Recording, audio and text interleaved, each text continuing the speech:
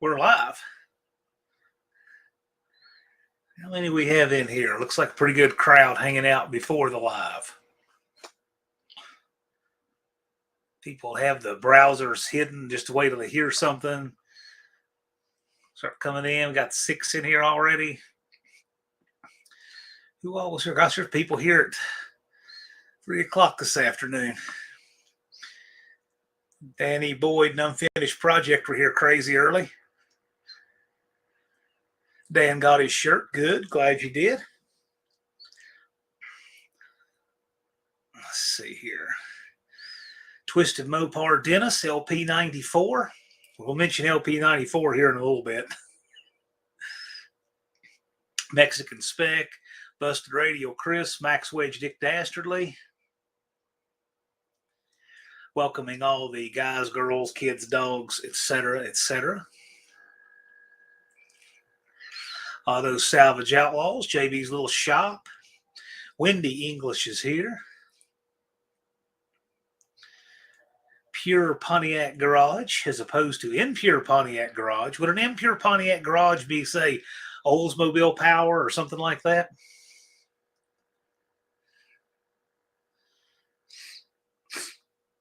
Pure Pontiac's waiting to get a biopsy. I can understand that be a little nerve-wracking. But tonight, you can have fun. Indirect Connection, Technician Troy. My Aunt Nancy's watching, I see. Dean Stevenson, where Aunt Nancy is. Mom's not far behind. She's here too.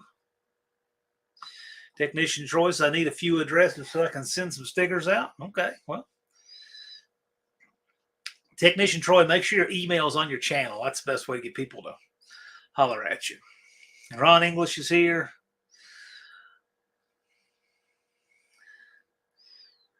All right.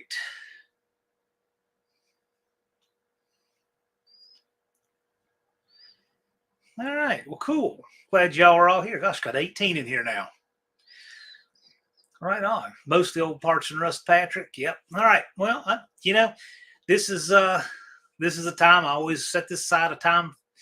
I set it aside for you guys, and we got some fun stuff. I don't know if you noticed the thumbnail on the way in, but that's an actual business that's a town over from where I'm from. So the Personal Touch Fish Superstore and what is it, tax service? That's a real business. Now, I didn't know what it was. Unfinished Project looked it up. He said it's they have 300 aquariums. So apparently they're in the retail fish for pets business, I guess. Which I just think that's hilarious. And the sign's really weathered, so you know it's been there a long time.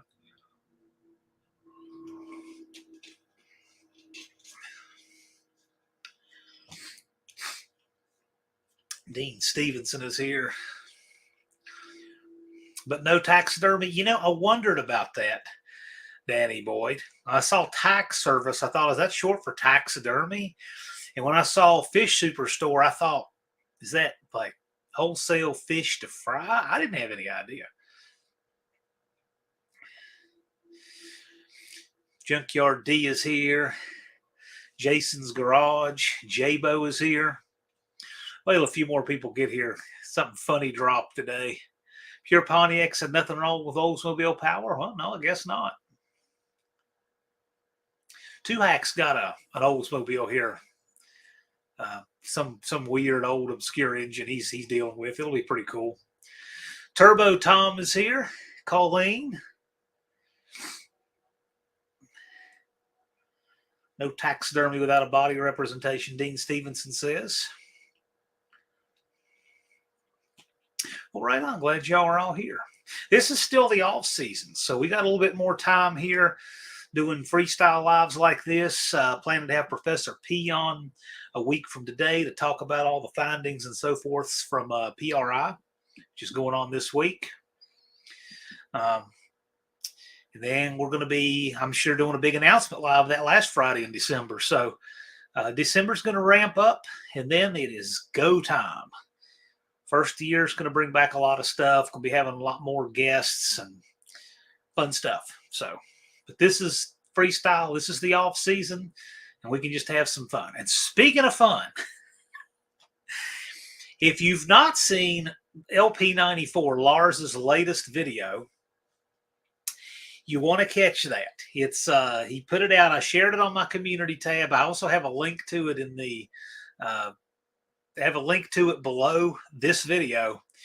You want to see Lars's latest video. I think it's funny. I knew it was going to come sometime, but he put it out. 38 POS Racing is here. This is doing drywall work here. I understand that.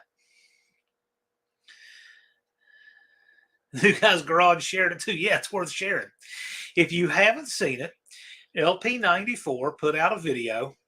So I remember it was at least a year and a half ago, maybe two. Cabral, you know, Brian Cabral, the famous King Troll, that's his shtick, right? He puts out a video talking about where he lives, and he spins it around that little dungeony room, you know, the smoked up room and all that. He spun it around. I didn't think too much about it at first, and I thought, wait a minute, that does not match the house. He has pointed to from across the road, says that's my house, and that little room addition on it, that's where I do my videos. And when he said that, I said, no, he absolutely doesn't. I said, no, those windows do not match. That's not where he does it. The doors don't match. The windows don't match. The Zillow listing from the house 8 years ago where he didn't buy it but sold it, strangely. None of it matches, right? So I knew right there that he was just full of crap. And there's a video where he shows the place where he does actually live and says, yeah, I'm checking on my brother and mine investment property. Just making more crap up. That place belongs to a woman named Marola. She's owned it for 20 years. That's apparently his landlord. He lives there, but he lives in an apartment there. So anyway, I just been kind of sitting on this. I knew after the Corvette thing, you know, we got real busted on that, tore his channel down, fled YouTube in disgrace. And then the next day has a channel called Kevin Turner, forgets to change the handle on it. It's just, you would have to really believe a lot of conspiracy to not, you know, put all this together, that he's just full of crap. Well, anyway, I've been sitting on this a long time. Lars apparently has been noticing this because I can't watch that channel. I used to read the comments about once a week, and now about once a month I'll read the comments over there. But Lars had been noticing more. He apparently watches it. And he noticed the door, and you can see the street out front. You can see the shadows by the window. All of it makes perfect sense now. But so Lars put out a little video on it. You'll want to see it. It's pretty funny, pretty slick. One short little video makes sense of of years of misdirection. So check it out. Funny stuff. Yeah, so New Guy's Garage is in the chat here, Dan. Dan is the one who put 2 and 2 together on this Corvette picture he'd been recycling that wasn't him. It was a guy in Florida who wrecked a Corvette. And the funny part of that is, now, if you weren't there, you had to have seen this. This was so freaking funny. You can go back on my live and watch it too. The day that Dan put that out, that video about Cabral lying about being in a wreck in the Corvette, he saw the thumbnail and thought Dan was going to, I don't know, do a video about how terrible it was he was in a wreck. He didn't realize it was, you know, going to be exposing it, right? So he puts out this other video talking all about the wreck and how it was down on the corner of Calumet, down from his house, all this stuff that wasn't true.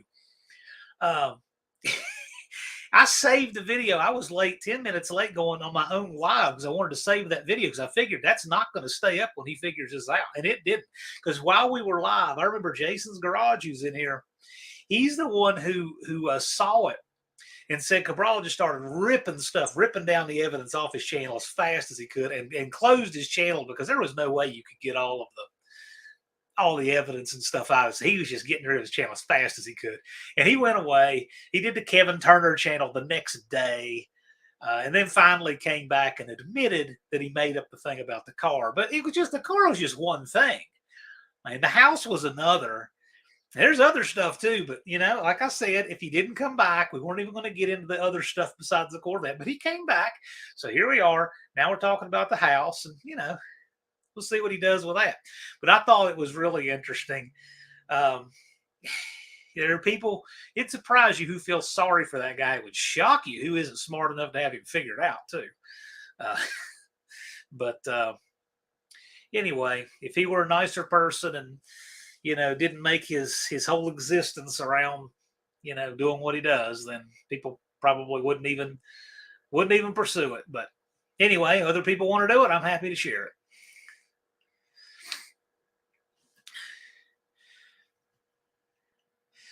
So anyway, I thought that was really interesting. I thought I'd mention that. I knew it was coming. Dust Devil, what up? I'm at work tonight. Well, I just mentioned Lars's video about Cabral dropped, so we'll see. Nick said, I think it's sad for someone like to be like that. I agree. I agree.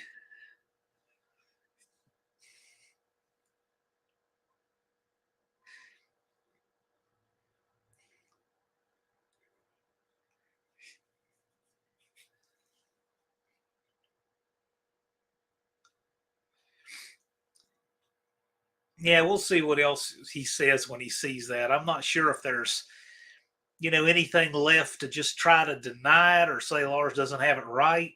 No, Lars has it exactly right. But I remember 2 years ago that I looked up that it looks like an Edward Brian Cabral sold that white house that he's always filming from across the street and walking off the front porch of. And Edward Brian Cabral sold that to a trust in January of 2016. And in the Zillow listing where Edward Brian Cabral sold it, it's empty.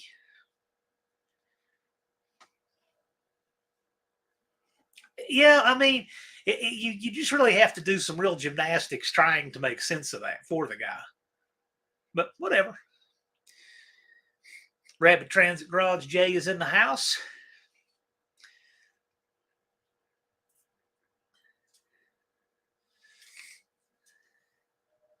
Well, Dust Devil Brian, he goes after all of us too. He's constantly bashing on the No Name Nationals, me, and everyone else. I mean, why make a life out of that? I mean, you can clearly tell the people in this community have never been respecters of money or anything. We'll help out anybody. I don't care if they live under an underpass, if they're cool and in our community, one of us. But people build a life based on that. That's crazy.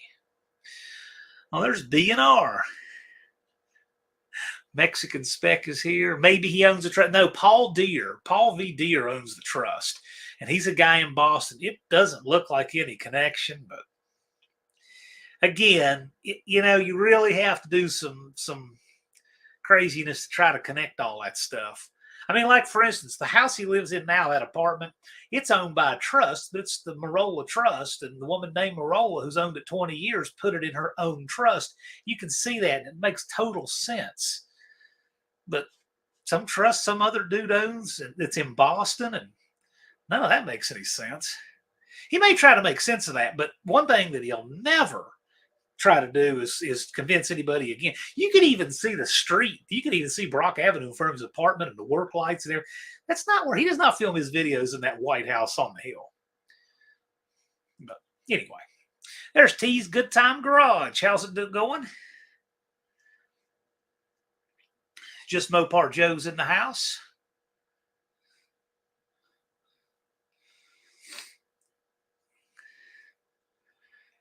I appreciate that Joe takes the time to greet as many people individually as he can because he's a cool guy like that.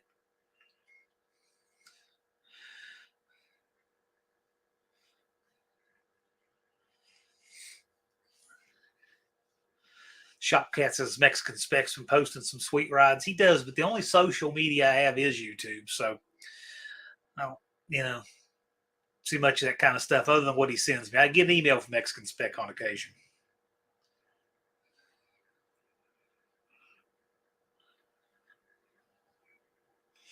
Busted Radio Garage back in the chat.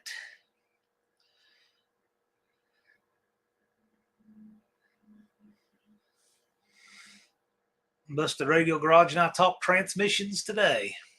I will get back in touch with you about that, Chris. I find it very interesting.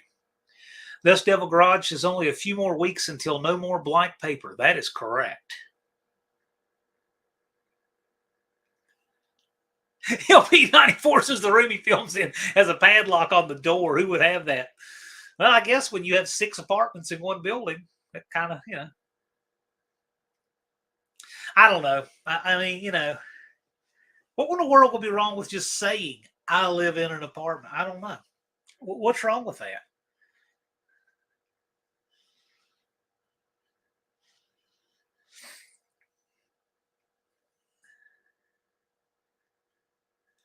Rob's Rods and Streetcars is here. How's it going?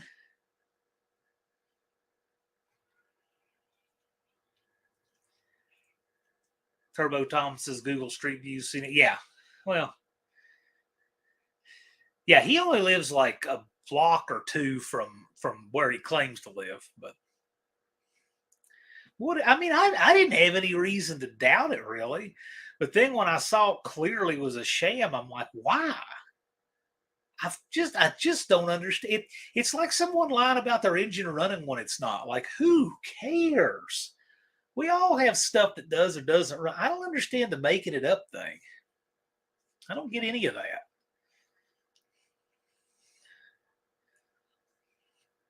It just reminds me of George Costanza from Seinfeld. I don't get any of that. Very supportive community.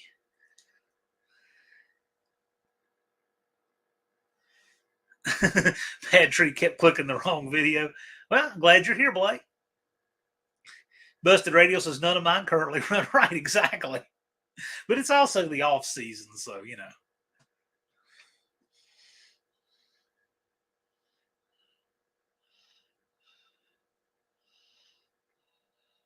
Glad you could swing by, Blake.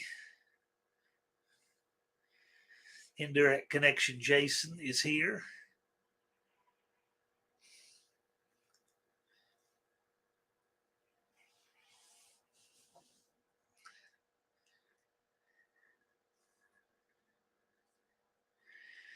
Mexican Spec is talking about SRT 4 wheels. If it has SRT 4 wheels, it's something I'm not doing, that's for sure.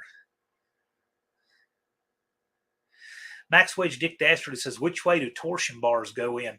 I believe the groove and the numbers go toward the back of the car. But, I can't remember off the top of my head, but I believe that's the way they go in. Oh, and they are marked left and right.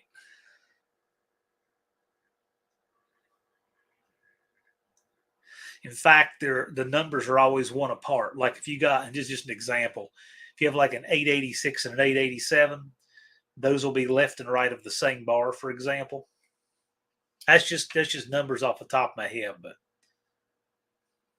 Busted Radio says, thanks for the call today. Yeah, we talked about transmissions today. You guys know how much I'm a transmission enthusiast, so see what happens there. Numbers to rear, yeah, right. And you've got one on the left, one on the right. They're two different numbers.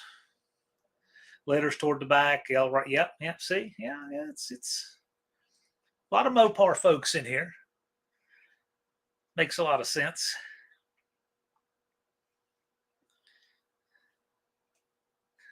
Dean says, I love George Costanza, but he's not real. Jason says, neither is Cabral. Yeah, it's the sad part. Cabral is a real, he's a person, but I guess he's just so ashamed of what he actually is doing or whatever. I mean, geez, man. You can't keep that fakery up forever. Ron English says, transmission, John. Nick wants to pick my brain on transmission. Sure. Whatever I can do. The nice thing is there's look, you could write libraries of stuff I don't know, but I got friends who do know stuff. Not just Cope. I got a few friends that know a lot of stuff about transmissions. Indirect connection says left side odd parts, right side even parts. That's what I was thinking. Was the left was the odd, the right was the even on that. But Danny Boyd says, "What about the rest of the Cabral cabal, dude? It's the most pitiful thing I've ever seen. Most pitiful thing I've ever seen. BNR, good for you. Well, again, this was Lars. I'm just happy to share it.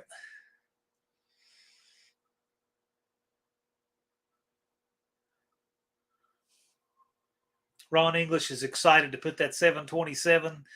727 is still in the back of my van. Shopcat says maybe Cabral's driving John Boyd's LeBaron too. That's a great episode. That was funny. Jason said, you see they're restoring Kawana Dragway and it's going to reopen. Are you talking about Kanawha? The one that's in West Virginia? Blake says, I'm about that 904 torque flight. Yes, I am. I'm all about the 904. Actually, my favorite is the 999. My favorite transmission, period, is the 1988, 89, 90, 91, any of those years right in there. 999 torque flight for a pickup. I don't think you can beat that at all.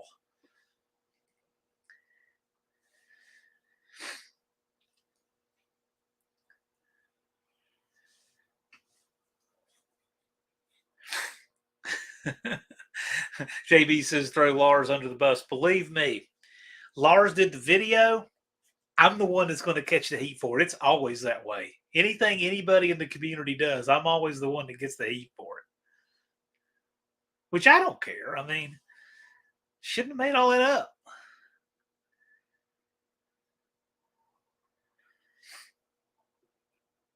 Thumper says if you beat the 999, does it break? They're very tough.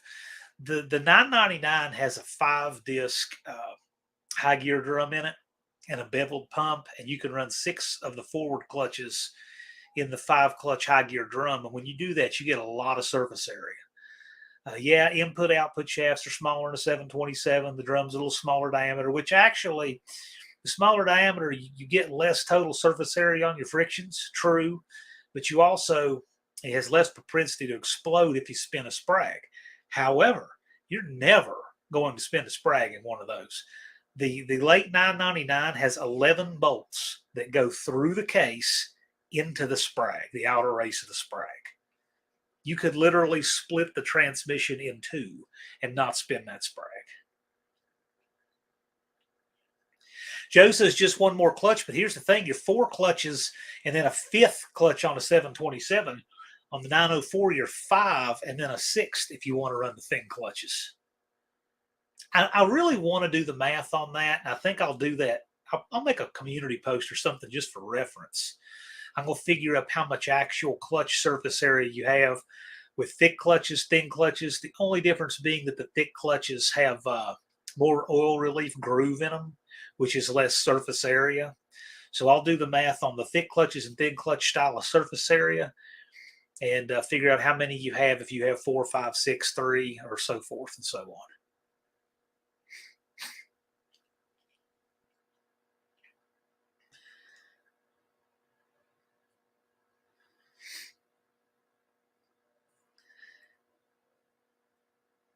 Nick Van Man says, I think I have a 999 core that needs a pump in my shop. I'll check. Yeah, please do. I'm all about the 999 cores.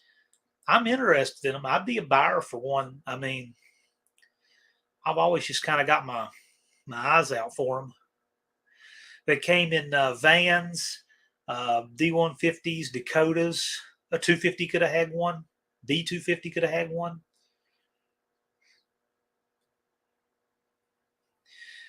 Almost all of them were lockup. Some of the real early ones were non-lockup 999. In fact, a non-lockup 999 is what some people consider the ultimate 904 core to start with, but you can change them. You can change them over.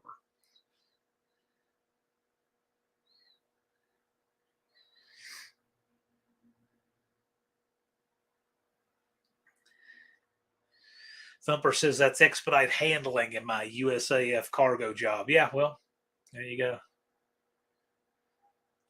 BNR, it's funny because the drama thing, those people don't show up. They're not part of the event, but they sure love to stir the pot from the outside. So, and I unfortunately have to deal with a lot of it. Just comes with this. But John, how many trans cores will fit in your van? 38. I'm telling you what, I would be interested in a lot of cores. I would. I really would. I took 5 or 6 cores up to John Cope a couple weeks ago. But I would be interested in some for me too. So I'm totally interested in those. And 727s too. I'm interested in those. 46RH, 46RE, A500, definitely. Yeah, most of the old parts for us is $9.99 is tough to beat. That's what's in his Duster. So Patrick's transmission in his Duster is very similar to what's in my Dart Sport. I haven't put it in yet, but I still have it here. The one I built for it. They're very similar. Similar valve bodies, similar builds. Patrick's has the dump valves for the converter on it, though. That's about the biggest difference between the two. They're both 6-clutch high gear drum, beveled pump, billet manual valve body with brake. Very similar builds.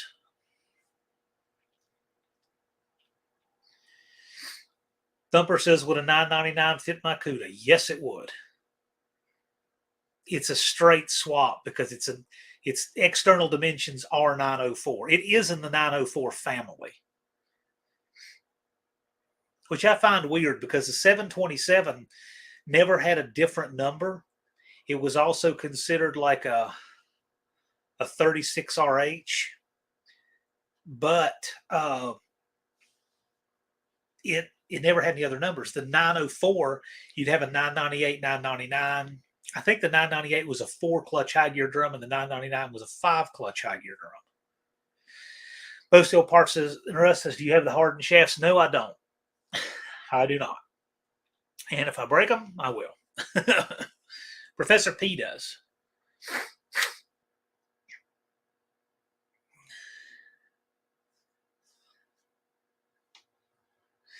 Yeah, Unity Motorsports geeking over Cope's video that he put out test driving the Casper-Matic.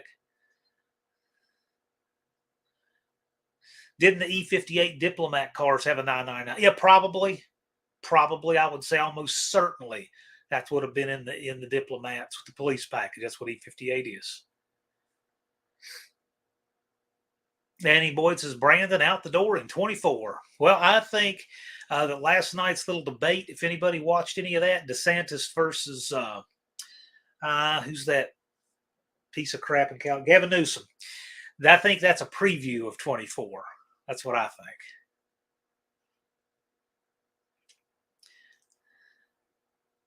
Unfinished Project says Dart Sport. Right on. Blake's got a 727 bunch of parts from a tow truck driver in Indiana, right? I got to tell you, I mean, the 727 and 904s have their place. If you got a lightweight car and you're trying to get every 10th out of it, the 904 sure does have a lot of merit. I like them in street applications with, a reasonable amount of power, but if you need brute strength or something where you just want that long longevity and that kind of thing, 727's a great choice. Mexican Spec, who won the debate? Whoever's propaganda spin it best. That's truthfully the right answer to that. But I mean, if we're just talking objectively, of course DeSantis did, but that's doesn't really matter. What matters is who's hyped up about what and pushes the lever for who. That's really all that matters now, isn't it? Andy says, who here likes Kennedy? He makes a lot of sense. Gavin is nuts. No, Kennedy's nuts too. A different way. Gavin Newsom used to be married to Kimberly Guilfoyle. Give him that much credit, but whatever.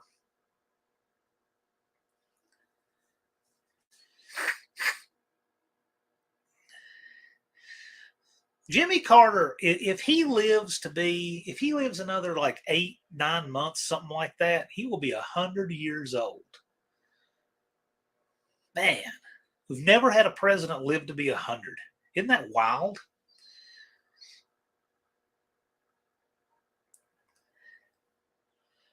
How San Francisco is today, yeah, it's a disaster. Thumper says that poor unfortunate woman, I think she's engaged to Trump Jr. So as poor and unfortunate as she wants to be, she's filthy rich.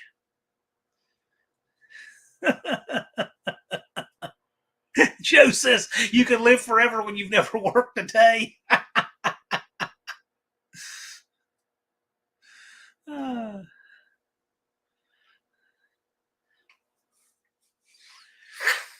Taft certainly didn't live to be 100. Nope, no president's lived to be 100. Blake says this Pac 12 championship game is sloppy. Anyone else got any skin in any games this weekend? Well, I know one thing. I don't bet on them. I don't bet on anything. But sports betting is the number 2 fastest growing addiction in America. And I really hated that they legalized it here, but I think I know where it'll go. So Unfinished Project is working on a new career as a hairstylist. He's learning how to do perms. So he says, we chalk tonight up to practice. It's not as easy as it looks. So Unfinished Project, did you perm your own hair like Mike Brady from the Brady Bunch? Bad Tree Blake's got a buck on Iowa. Yep.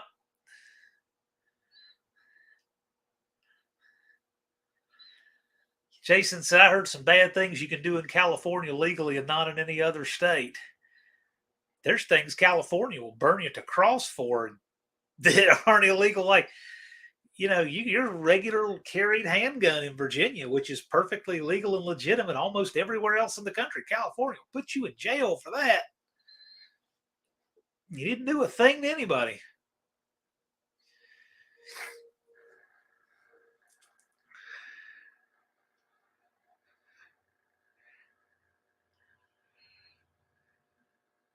Taft got wedged in the White House bathtub. That's pretty awesome.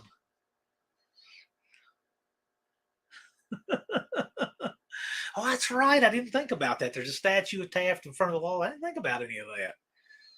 He's one of those obscure presidents people forget about.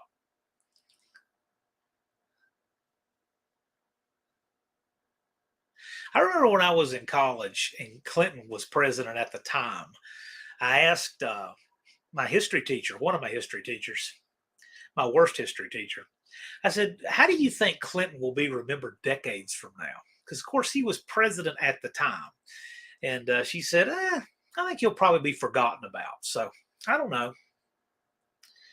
I don't know. It's kind of funny, how presidents get remembered and kind of get lost in the shuffle. And, but we'll see. Mexican Specs says California is famous for finding you and putting you in jail for something you might do.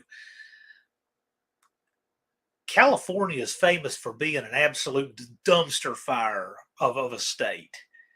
I think that California will probably be the first U.S. state to seek bankruptcy protection and want the federal government to bail it out to keep their lights on. That's what I think. It's that poorly run. Millard Fillmore and James K. Polk. Fillmore is a little more obscure. I think he was number 13. Polk was president for the Mexican-American War. It's the only reason there's a little bit of trivia on him. But yeah, that era right in there is pretty tough. Turbo Tom says Clinton in the blue dress. Yes, it's probably about all he'll be remembered for. Wow. Thumper said Clinton signed NAFTA and sent all my machinist jobs to Mexico, and I had to re-enlist in 2000. Yeah, you'll remember him.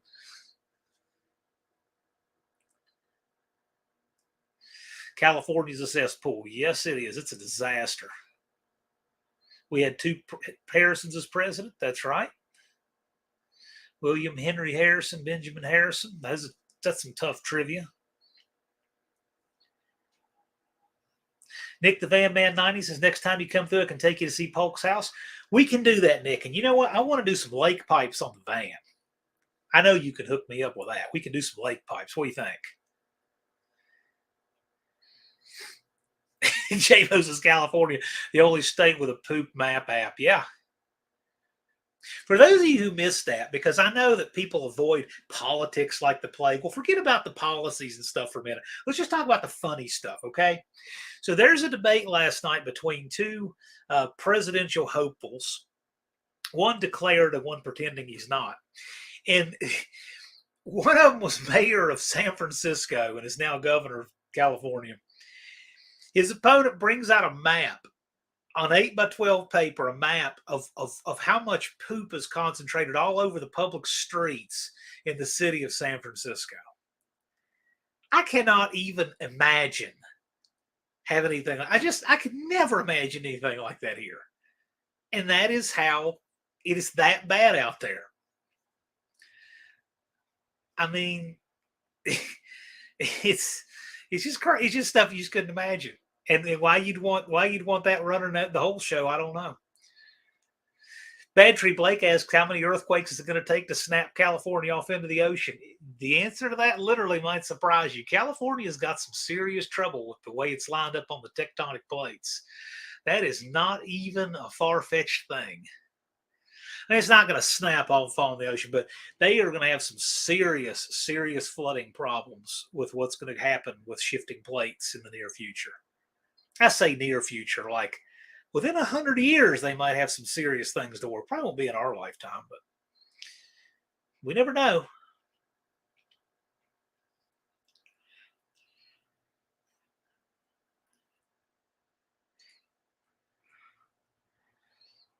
Old McDonald has a car is a great question, and he's asking Blake, is Iowa going to upset Michigan tomorrow where they get blown out? Unfinished Project says California was once an island. It will be again. When was California an island? I didn't think that's how the Pangea worked. There's Ballast Resistor Garage. He says, too bad Billy Carter is not alive still. No kidding. No kidding. I think Billy Carter came out with Billy Beer the year I was born. Carter was president then.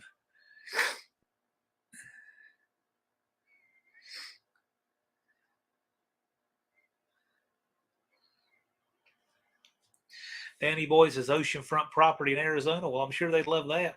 There's Tony's Hot Rod Garage. Unfinished Project, seen some old maps that had it as an island. I'd love to see those maps. LB Bruin said, did somebody say politics? Yeah. Yeah, the scary P word for YouTube. I mean, this channel's about cars. That's what we talk about. But my gosh, I'm not deathly afraid of it like some people. I'm not sitting here trying to calculate who's going to run in terror if they think I voted a certain way. That's nonsense. Blake says, I'm calling my shot to shock the world. Iowa 17, meat chicken 14. There you go.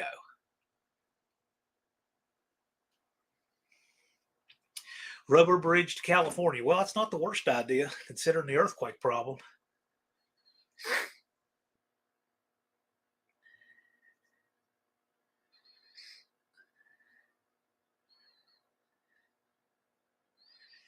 Turbo Tom remembers Lyndon Johnson on TV. Yeah, man, that's pretty old.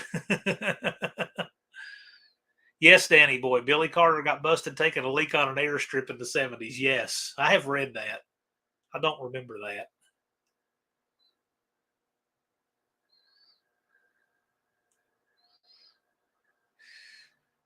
Billy Beer Carter, he had a brand of beer. He did have a brand of Billy Beer.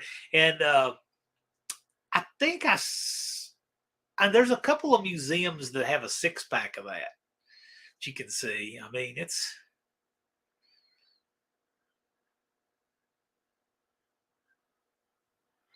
Let's talk taxes. I'm telling you.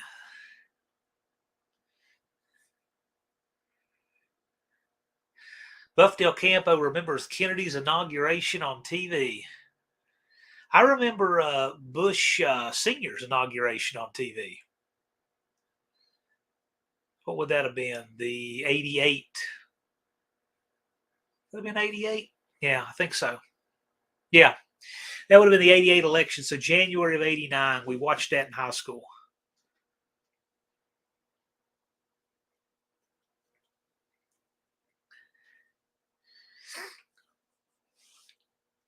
Yeah, Billy was the predecessor to the microbreweries that are everywhere now. Yeah, he was ahead of his time. Yeah, Danny Boyd 80 with January of 89, so it was the 88 election.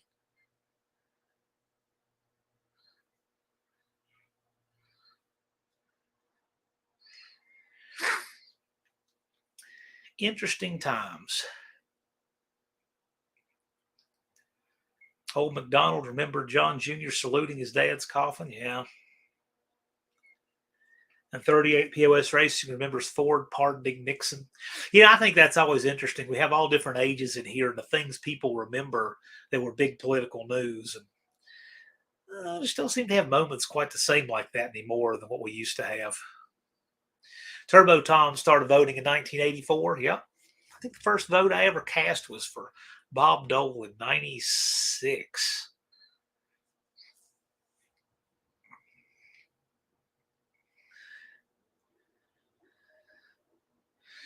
Neil Bush had lunch with John Hinckley a few weeks before he tried to kill Reagan. I don't know. Mom had us watch the moon landing, even though we wouldn't remember it. Well, that's cool. Are the Kennedys cursed? Well, I don't believe in any of that stuff, but whatever. Y2K, you better buy a generator. That's right, Blake.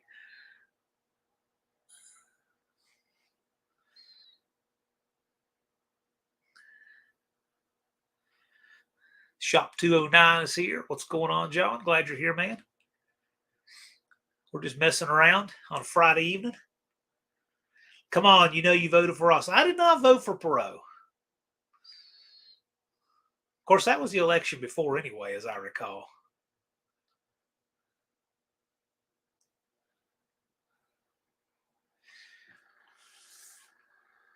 Which you were a little too young to vote in too.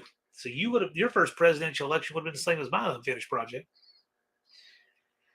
Shop 209. I'm cutting up a 4-door, but I'm listening. That sounds like him. Shop 209. You know what you should do just to aggravate people? I mean, you got plenty of Novas to do it. Make a 6-door Nova. Just so everybody can tell you how you shouldn't. That'd be a good reason to do it, wouldn't it? Or make a 5-door Nova with 3 on one side and 2 on the other, just so you and then start tallying how many people tell you shouldn't do it. It's a great reason to do it.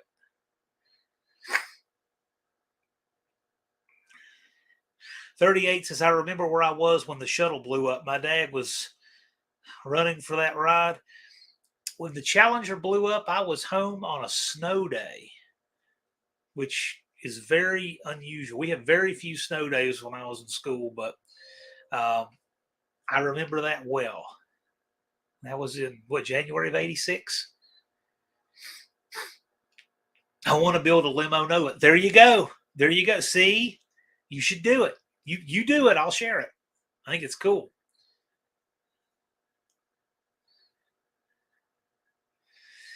Dean Stevenson said, I love LBJ. If you gave him an enema, you could have buried him in a matchbox. Christopher Hitchens, someone said that about Jerry Falwell, too.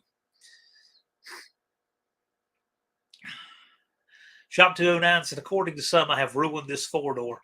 Shop 209, there are people that can find something wrong with finding a $100 bill on a public sidewalk. I mean, there's just nothing you can do about that.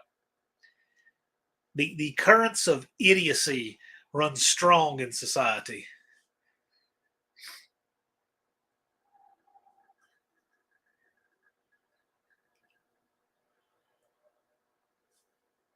Mom was hanging laundry when the news of Kennedy got shot. My dad was in the lobby of the West Virginia Hotel. He remembers that. Remember him asking him that question. Danny Boyd says LBJ said much worse things than Trump's. A lot of presidents did. But the thing is there was a time when you didn't have hot mics everywhere like you do now. Buffdale Campos says, I always wanted a Volare wagon. Man, I remember there was a guy over in Radford that wanted way too much for one. I asked him, but he seemed like at the time it was way too much. And today it might be okay today, but at the time it was just way too much. But he had about a 70,000 mile Volare wagon. It had Magnum 500s, and it had the 3-speed overdrive 833 in it with a 318.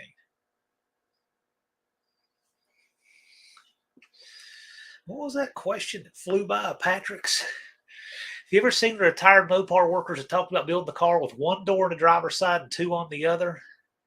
Yeah, no, I've not seen that. That's interesting. That's real interesting. So they took the sides of the body shell when they put it up to assemble it and got the wrong ones? That would be a really cool find to see that from the factory. 38s is a couple of 4-door wagons to put back on the road maybe this year. Let me tell you, wagons are hot, man. It's a good time to do it. People appreciate wagons now like never before.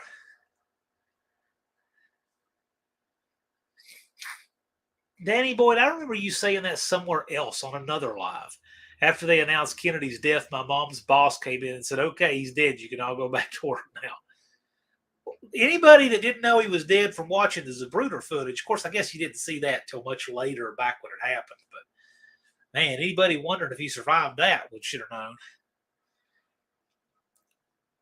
Unfinished project, there are older Suburbans that are 3-door like that. Yes, I have seen that. My van's actually wild too, and it has 3 doors on the passenger side and 1 door on the driver's side. That's a pretty standard thing. Your Dodge van could either have 1 door on the driver's side and 2 on the passenger side, meaning you had a regular swing out door on the front and then a sliding door, or you could have 1 door on the driver's side, another swing out door like that on the passenger side, and then a pair of swing out opposed doors behind that. That's what mine has. So my van has 6 total no, it has, yeah, it's 6 total doors, but it's 1 on one side, 3 on the other, 2 on the back. I guess it's the most doors you can get on a van because you had the one big sideways door on most of them. So, yeah, I would guess 4 doors what's most common on those vans. Mine is 6.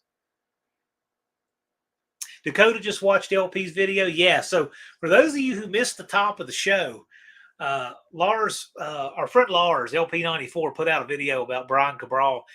We've known for some time he's been lying about where he lives. He likes to boast about his beach house. So Lars put out a video on that. It's funny stuff. It's good stuff. Mom's Dodge just has 5 doors. Yeah. The Monty Hall problem is quite an effect.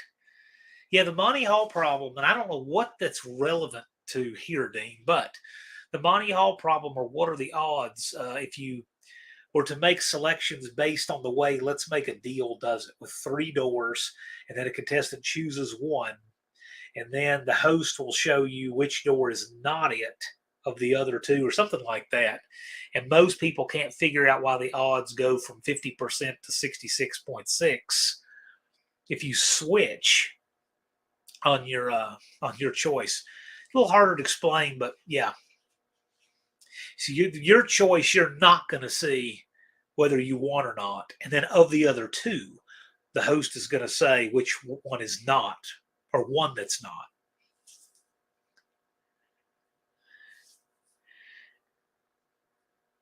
Mopar's Mustangs and Minivan says, you got my 904, do E. John. I don't know what that means, man.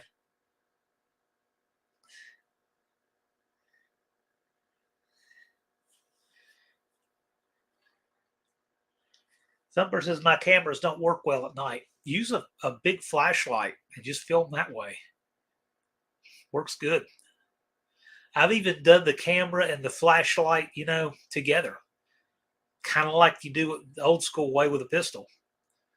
Light on the side.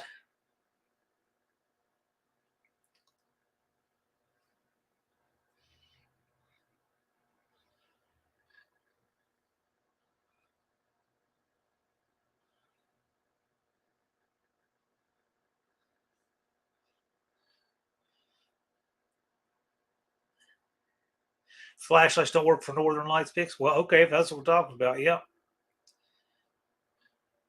Yeah, you got. I think it takes like a lot of exposure to get those or something. The Harry's technique. Yeah, okay. So there's different ways of doing the light with the pistol. Okay, some people prefer to have the light right at the pistol. I do not. I actually prefer this. Okay, the reason that some people say that we come way out here with the light, like way out from our body, they don't understand why. They think it's because if people shoot, they're more likely to shoot away from you and at the light.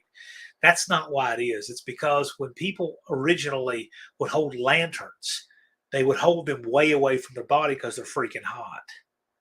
And so when they eventually first started using flashlights with pistols around the turn of the century, they picked that up from lanterns. But to me, that's not what you want to do. What I want to do is I want to have my flashlight right here. So it pans with my head and then I got my momentary button. But that's a whole other topic. That's my preferred way of doing it. Or I keep a light on my pistol, which is depends what we're doing. Are we scanning or are we IDing or what? B&R says might need a digital camera and try the sports night set. Yes, there you go. Dakota is experimenting with all the cheap Speedmaster parts. We're going to see how they work for him.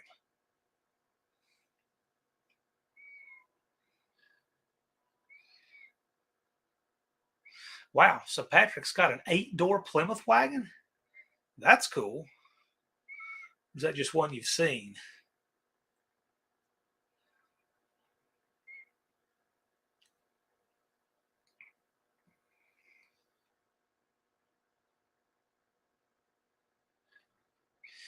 Yeah, Dakota says I bought a set of Chevy 383 Pistons for $105 with wrist pins from Speedmaster.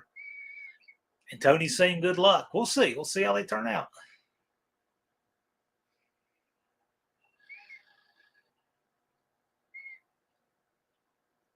It's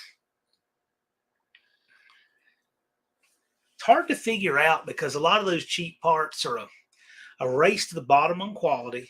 But things today, a lot of stuff costs so much more than it should. It's hard to tell what a real price is either.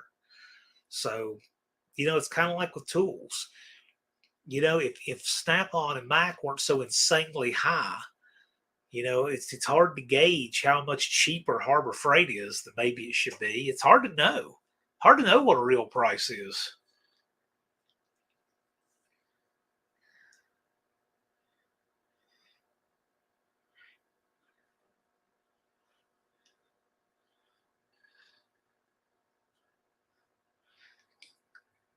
Tony's Hot Rod Garage says, I made a set of speed crapper heads work on a 451, but it cost him a pile of dough. So, Tony, tell us, if you had it to do over again, what's the real cost savings or gain or difference trying to do that? To use the Chinese heads versus something else? Ballister's Resistor Garage says Fantasy Island Valari wagon. Yes, that thing is cool. And I wonder what happened to them. Are they still around? For those who don't know what he's talking about, I'm going to try to pull that up real quick.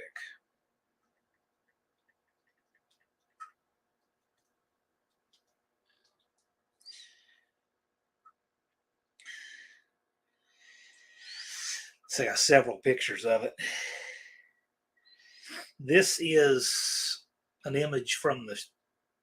Oh, here it is. There's Mr. Rourke in it. But that's the Fantasy Island Valari wagon. No doors, top off. C pillars are still on it, but no, the B pillars are too. But I don't know what you call it on a station wagon. Is that a C and then a D pillar? Is that what you call that? But whatever that pillar is missing. But I don't know. I always thought that the wagon wheels were kind of cool on there for some reason. I was a little kid when that show was on. You got to wonder, being a unibody, how did the thing even have enough structure left in it? That's the one I want to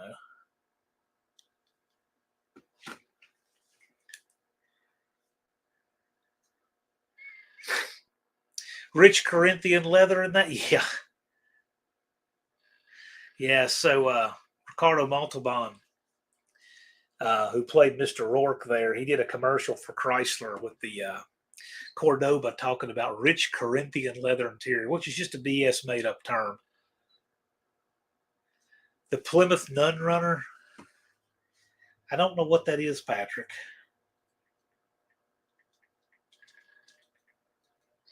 Let me find it.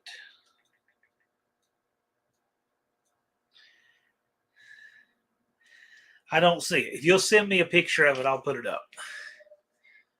Those wagons didn't drive very fast. They didn't, but you would think that the body would get all wonky on them after a while because you'd think they wouldn't have any structure. The roof adds a lot of structure to a car.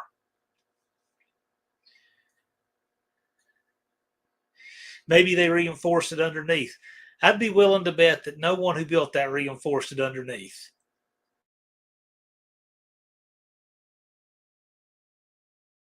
I bet it up, made it. Whenever the thing breaks, we'll get another one. All right.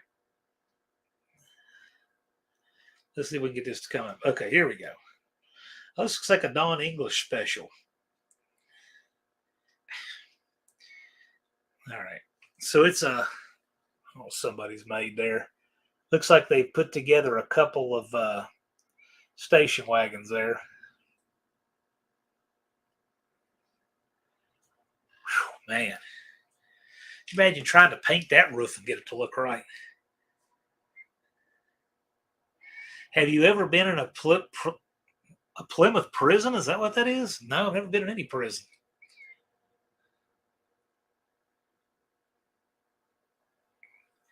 Ron English had a 77 LeSabre with 31 1050s in the back. I bet that's why. Ron, you don't have a picture of that, do you? Ah, that's wild. That's the movie car I want to build. What, that Volare wagon? Is that what you want to build, Brian? Looks like an airport wagon. Yeah, kind of. There's Bondo Billy. What's happening? Bondo Billy's is the front of that car. Looks like a big car ate a little car. It kind of looks like one of those. It kind of looks like a fish a little bit. I can see that.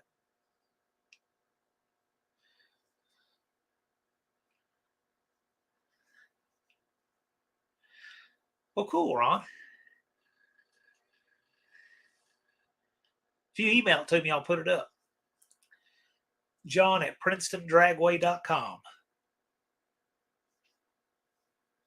Yeah, Don would have to paint it white so it would match his fleet.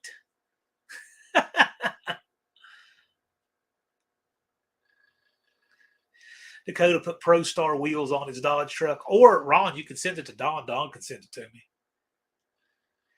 I'll put it up. That's it. A 31-inch tire on the back of a 77 Buick. That's kind of wild to me. Kind of like things like that.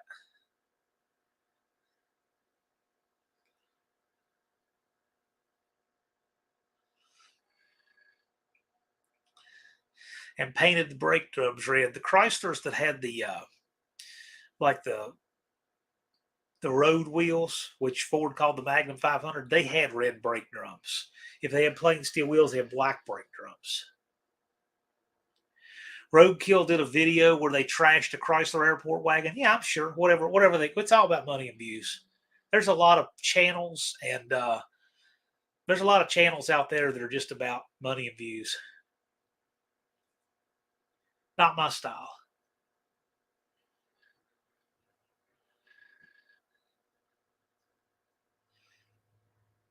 You take the culture away from everybody to give to yourself. Nah, not me.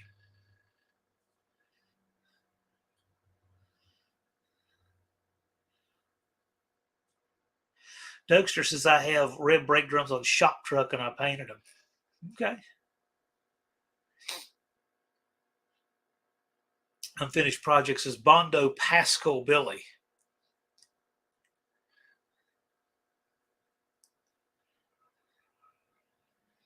Bondo Billy, what's your latest giveaway? Every now and then I'll swing by, I'll see a live, and we see Bondo Billy's, bingo hall or whatnot going on a live, and it's always fun and exciting. Hey, Bondo Billy, you need that 20-sided dice that Unfinished Project has. You need that.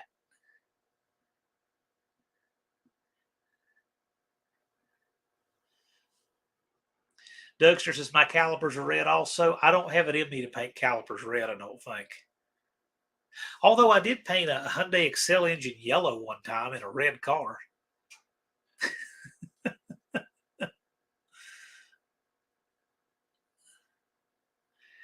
Mexican Specs said, I hate this fad of painting calipers and drums bright colors. I don't want to see the brake parts behind my wheels. The wheels of the show. Yes. Agreed. There is no fad so silly we won't see it. Never say there's a fad so silly we won't see it. Never. Who would have ever thought we would see people making holes this big in their earlobes? I even saw one where these girls are filing on their teeth to do stuff to them. I just punching a hole in your nose from one side to the other for rings and stuff. There is never say there's anything so crazy we won't see a fad. And cars are the same way. Drums, black or rusty, no other choice for me. Exactly. See, Patrick says my 67 GTX had red factory drums. Right. It also had the road wheels / Magnum 500 too, didn't it? Danny Boyd says washer jets with LEDs in them. That actually sounds pretty cool, expect to see what you're doing. I put an LED faucet in my dad's bathroom one time so that he would have light at night. You turn it on and the whole stream of water just lit up from the LED. I thought that was pretty cool. And it took this little round flat battery. Ron English says hog rings. I don't understand the concept. Well, I understand the concept of hog rings on seat upholstery. In your face? No.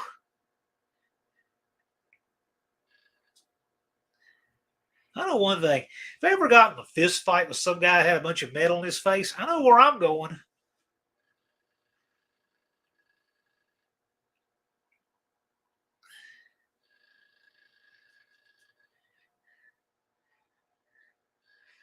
Dust Devil Garage says his left ear is pierced from the 80s. You wear anything in it, Brian? I don't even remember you having an earring. I never really thought about it. If you do, it doesn't show much.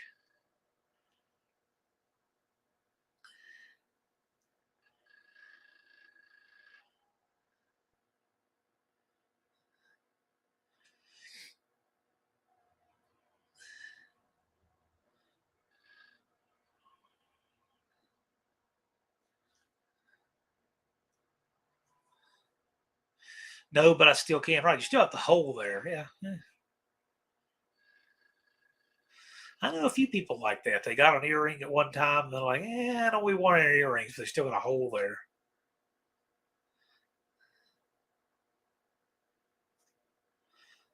The only metal I got in me is there's some metal. I don't know if this will show up on camera or not. If you can see the metal in that knuckle.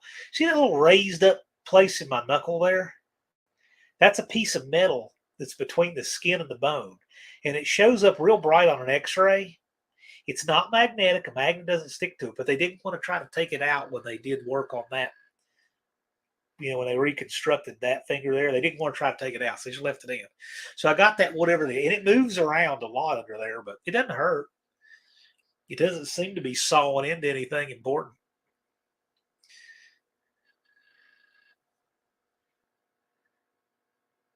Max Wedge Dick Dastardly. You notice you both have piercings in the left ear. And that's because back when we were kids.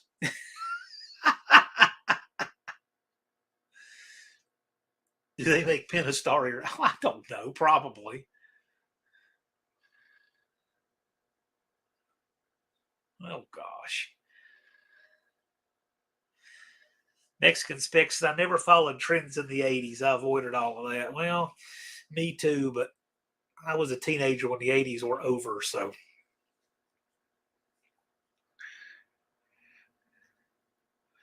I remember more 90s stupid stuff.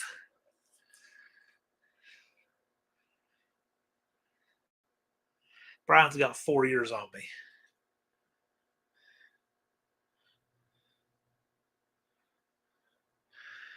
One-eyed cat says, I got a rose thorn in my knuckle. Never throw a rose bush in a wood chipper. Well, this is metal. You can see it really good on an x-ray. It pops back and forth, but it doesn't hurt. I generally forget about it till I touch it. You can see it real good there.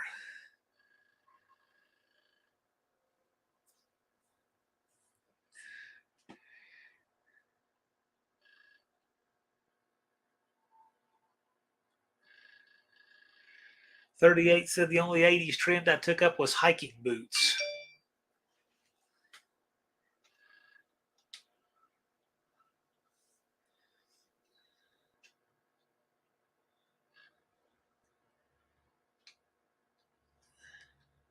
Sure enough, Brian found them. Now, Brian, if you're going to have that Pentastar, because what you sent me, that looks just like what goes on the passenger side fender of your Mopar. So that means you got to wear one in the right ear, right? Think about that one.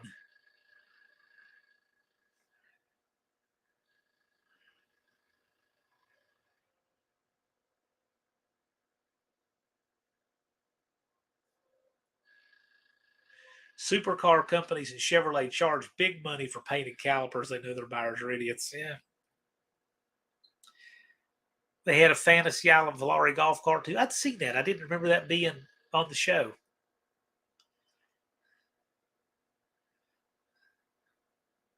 Shop 209 says I did all the 80s stuff. Parachute pants, members only jacket, acid wash jeans, etc. Right on.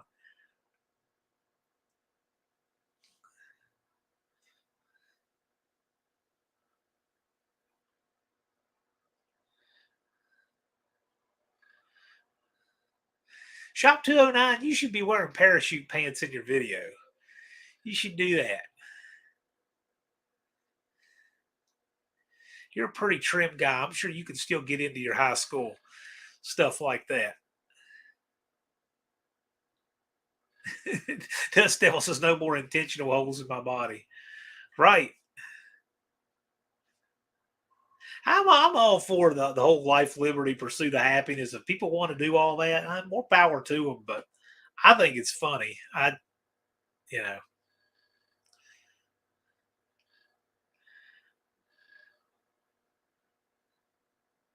Thumper says I dressed the same in the '80s as I do now: black T-shirt, jeans, ball cap. Yes, Thumper, that's my uniform too for the most part.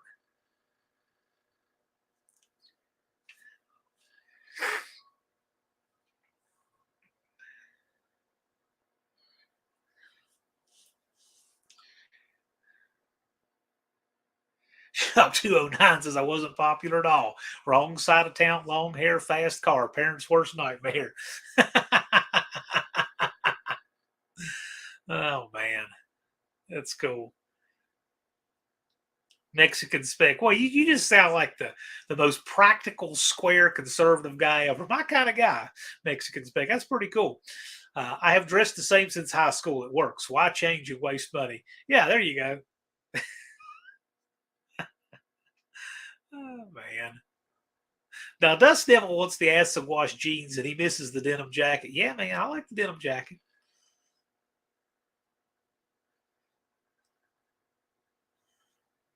Dust Devil, so I still have the '80s long hair.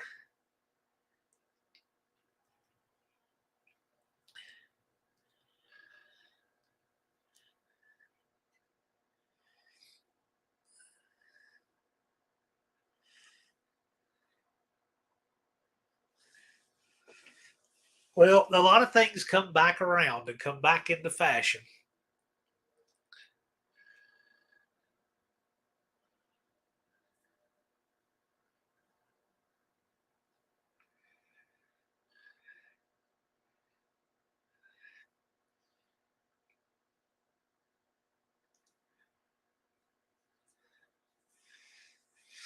Shop 209, what cassette tape was playing? Oh, man. Shop 209, what would he have been listening to? Well, gosh. All right, tell us, Shop 209. In the '80s, say you had your Nova, your long hair, the whole thing. What were you listening to? Colleen says retro 80s theme for No Name Nationals in 24. Colleen, the retro 80s theme has been No Name Nationals every year. What are you talking about? We are the retro 80s people.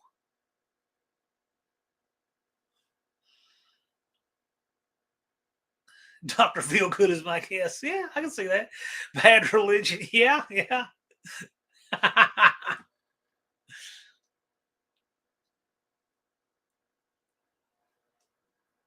White Snake. All right, there you go. Guns N' Roses are poison. Boy, they're all taking guesses.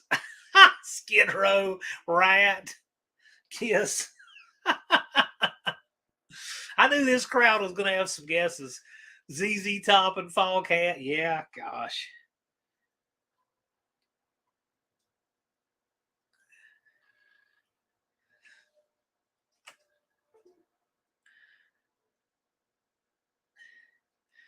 I'm going to boot my phone back up real quick.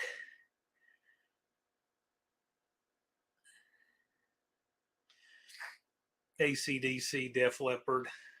AC/DC got wealthy playing two chords. Good for them.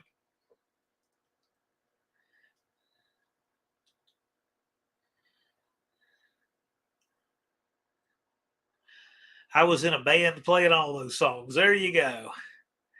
Dust Devil says, Shout the Devil is my theme song.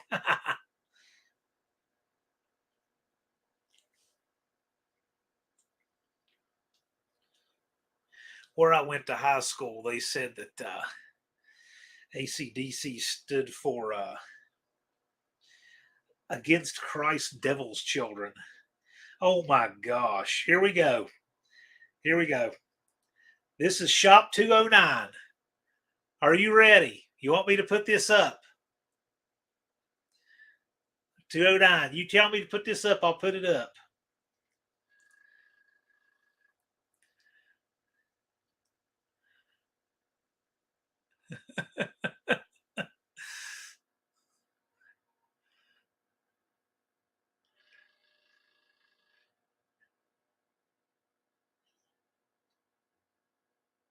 Oh no.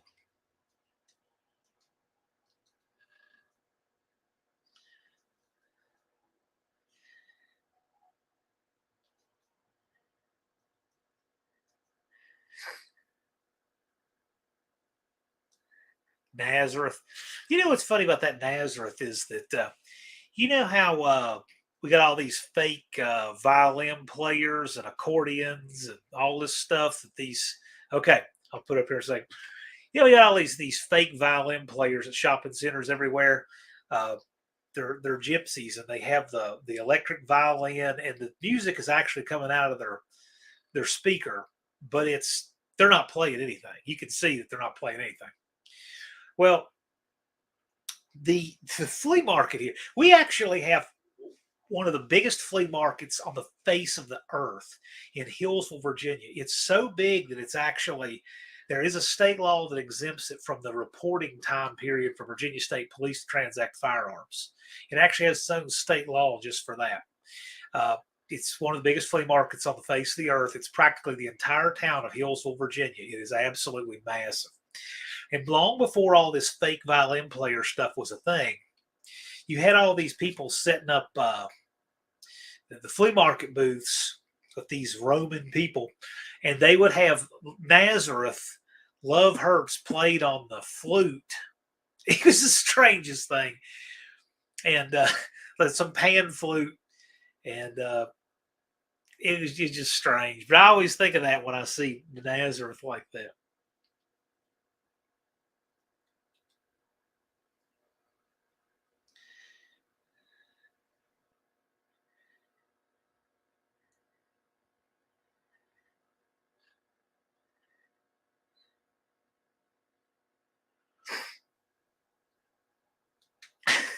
I can see that, JB.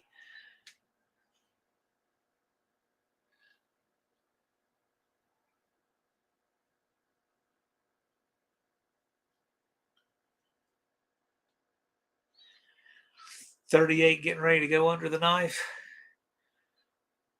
Punisher Lamons is here. How's it going, Ray?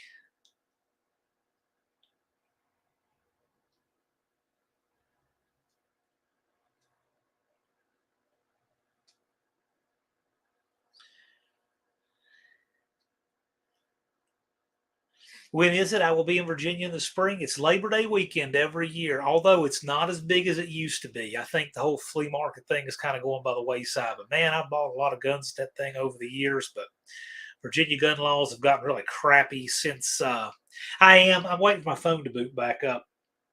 Uh, I had to boot it down for that.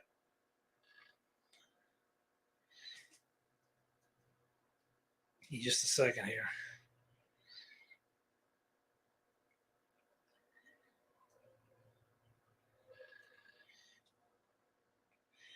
And I'll go over here. See if I can do that real quick.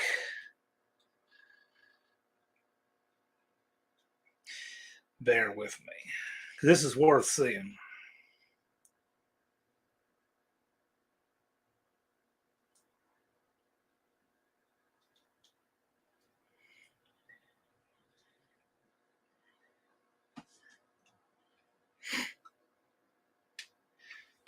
Talking Heads cars.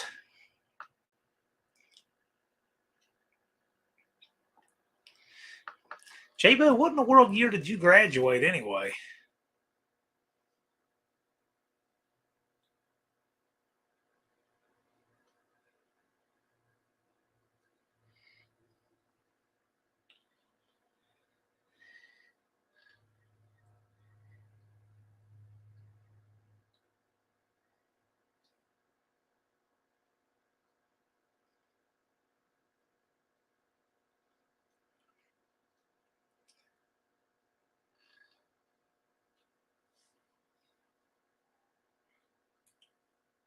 Here we are.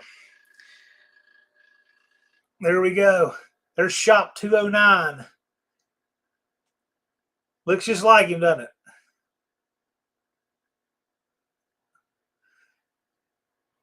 Leave that up for just a second. Shop 2. I'm assuming that's like a senior portrait, high school.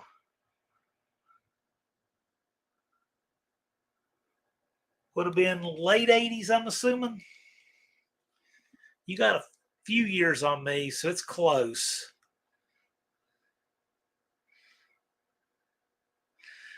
That's a killer mullet. He's got a lot of hair going. That's Shop 209. Hey, speaking of that, Cope can give that a run for his money. Hang on a minute. I'm glad you said that.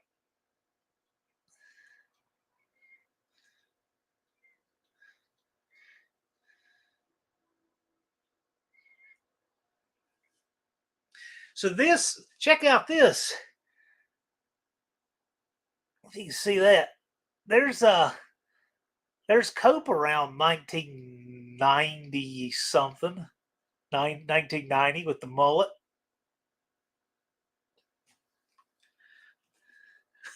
Don't do it. It's a great picture. It's a great picture. You with the cornet, the mullet, looking all boss like that. That's a great picture. That's my contact picture for you.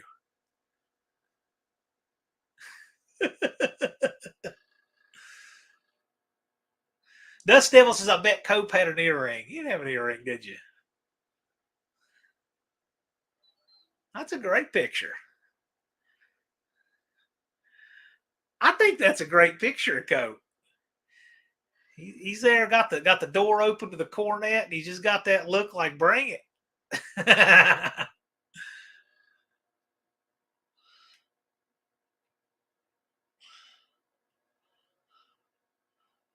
No tats, yeah.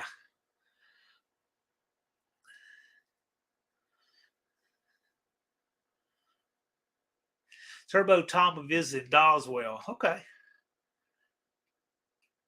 I know there's a gun show there, but I don't know anything about it. I've never been there that I can recall. In Ashland, yeah. Different part of the state, though.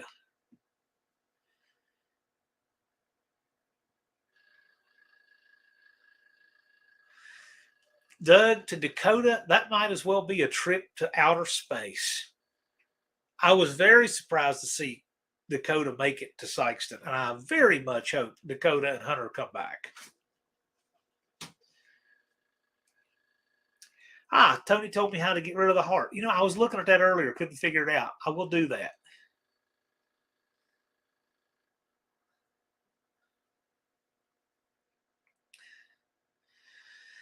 Heavens Mopars is working on that Charger, whatever it takes. Hashtag that will be a car again. Cope's saying the 4R100 E4OD valve body rocks. Yep. So he has a F-150 Lightning clone there in the shop. And I'm sure there's going to be video coming on it of the Casper Matic test drive in a fast truck. So he is just about there. Production is imminent. It's in YouTube Studio. Tony, I will fix that after this live.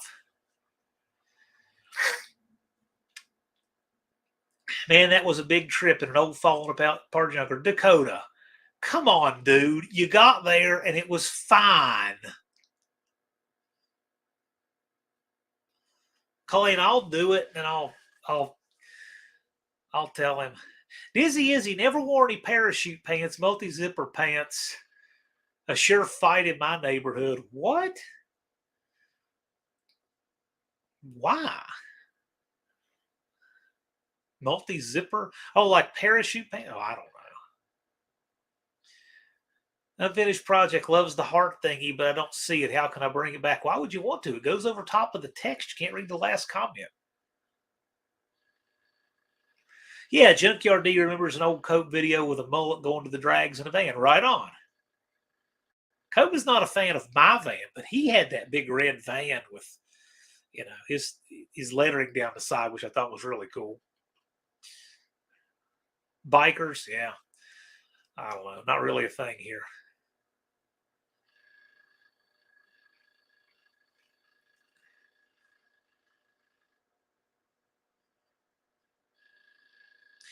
Levi's asking, since Cope is here, what will cause a slow release of a trans brake in a TH400 350? At one point, we had a 0.1 to 0.2 delay. Yeah, go to Tony's Hot Rod Garage after this live. Tony will be live in like 38 minutes, and he can talk about how to get rid of the heart. And you can learn that over there on Tony's Hot Rod Garage. Heavens Mopar says the garage remodels nearing completion soon. Well, Scott, there's going to be a number on here really soon.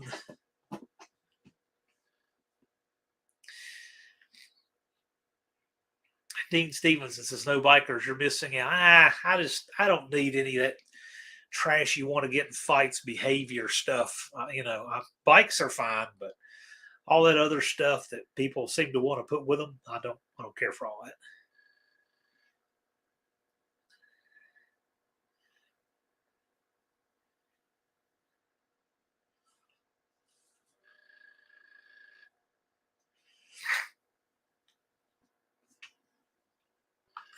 What did Punisher get? Punisher Lamont Ray. What did I miss in all the fleeting comments?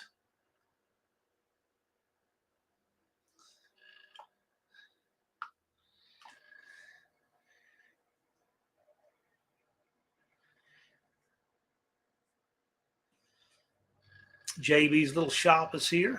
Good to see you. JB, there's a link below for anybody who wasn't here earlier. LP94, our friend Lars here put out a video on Cabral. I think you'd find it very interesting.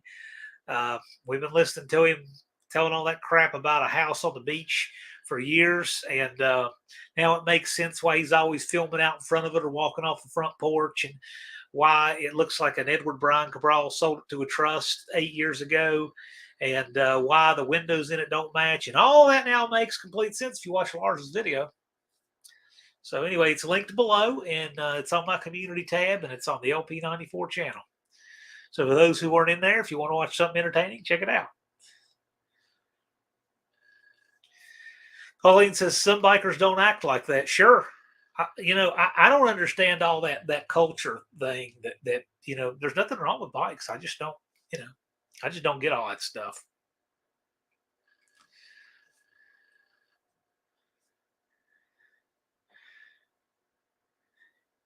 Some bikers don't act like that. Why do any bikers act like that? I don't get any. I don't get any of that. Why are any race car drivers snobs?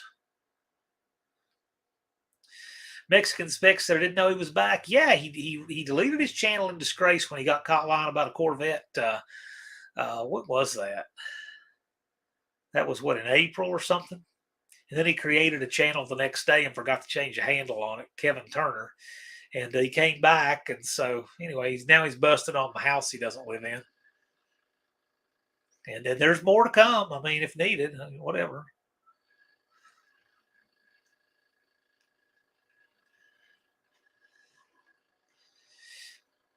Duxter says, "What's the weight savings from iron to aluminum on heads? 80 pounds, probably. I would say it's maybe as much as 100 pounds, depending on the car. I know on a big block Mopar it saves a massive amount of weight going from iron to aluminum.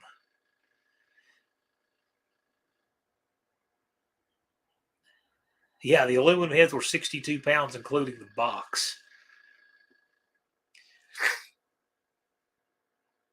The Pontiac, though, I don't think there is physically large. You lose more weight on the Chevrolet. You would lose a lot because the size of those heads.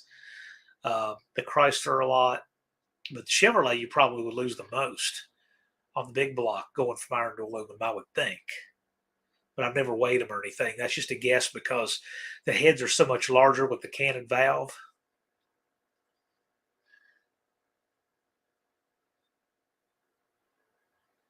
Look at the Mohawks comment there. Yeah.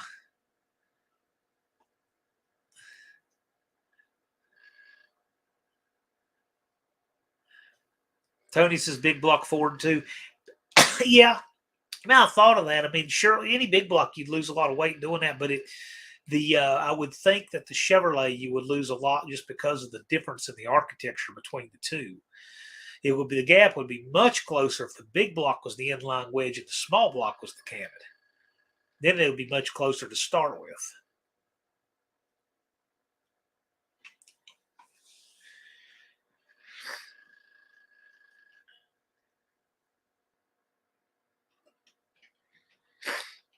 I have a few cast iron small block Chrysler water pumps. Seems kind of neat.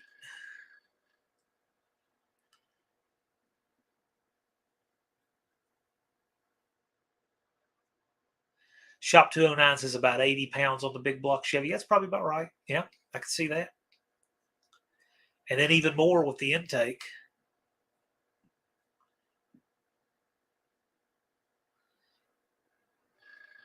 Well, Dakota says a factory head 60 to 70, right? Your pair of them that you got was 62. That's a big difference.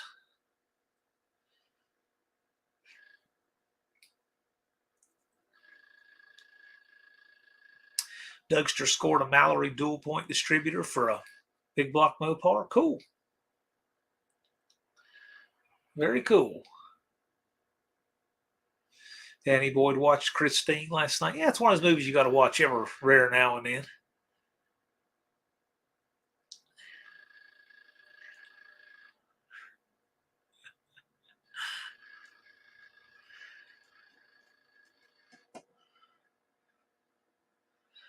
Yeah, Dakota just wants to know if it has an adjustable vacuum vents. I believe that does.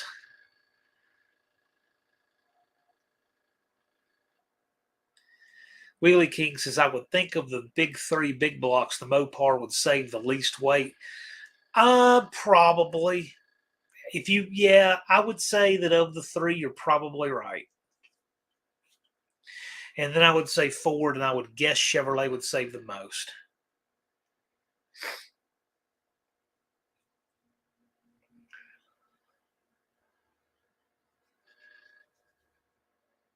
Dakota said that 318 distributor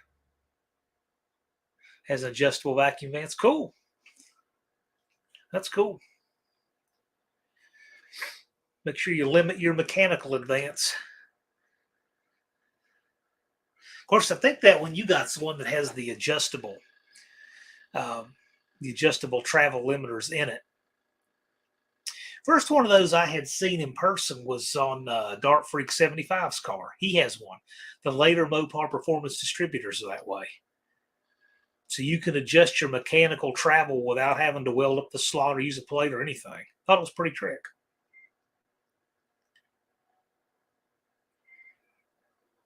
Yeah, adjustable vacuum advance makes sure it does. Or you can order different vacuum advance have different travels like that too. Yeah. I wonder what percentage of cars have any semblance of good ignition timing. I bet it's pretty low.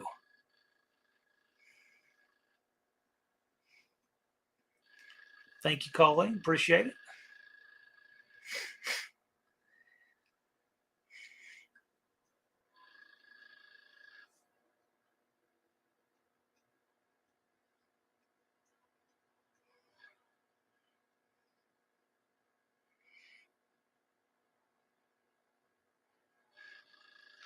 Dougster says the Mallory YL is super adjustable all by itself. I'm sure the vacuum advance will be just as intricate. Probably. Never messed with one.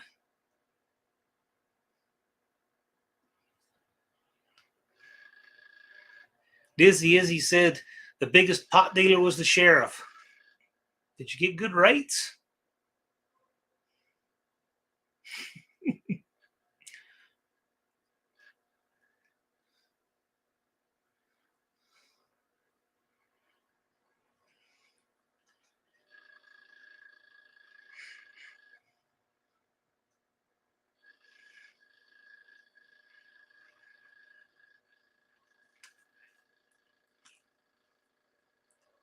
Wheelie King 71, thanks for swinging in. It's always interesting when you stop by.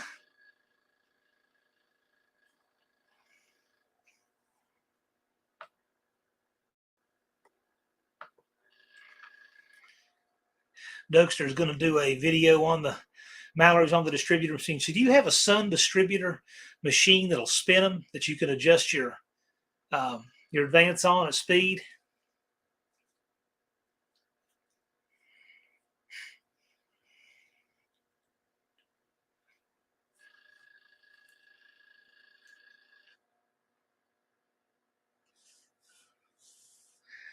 Yeah, the name Wheelie King is pretty cool too. Yes, I do. Yeah, I know a person or two's got one of those. Those are interesting. Those used to be things people just threw away, and now they're commanding some money.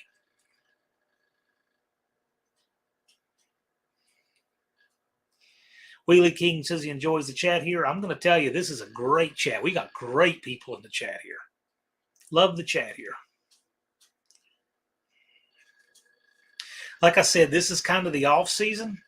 And so these are just freestyle lives, having fun, goofing around. We're going to be back more regular stuff first of the year. Last Friday of the year, we should be announcing the dates for the third annual AHRA No Name Nationals. And then I'll be having more guests and stuff like that. And but anyway, yeah, this is what I consider the off season: October, November, December.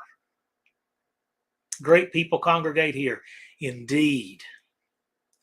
This is like the top 10% of the greater YouTube automotive community comes and hangs out here.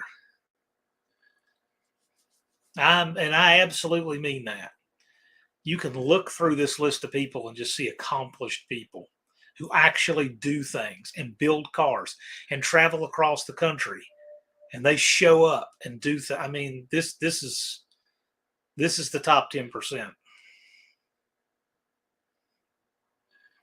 Thumper says the ominous blank orange sheet is mocking me. Thumper, it's like bonus time.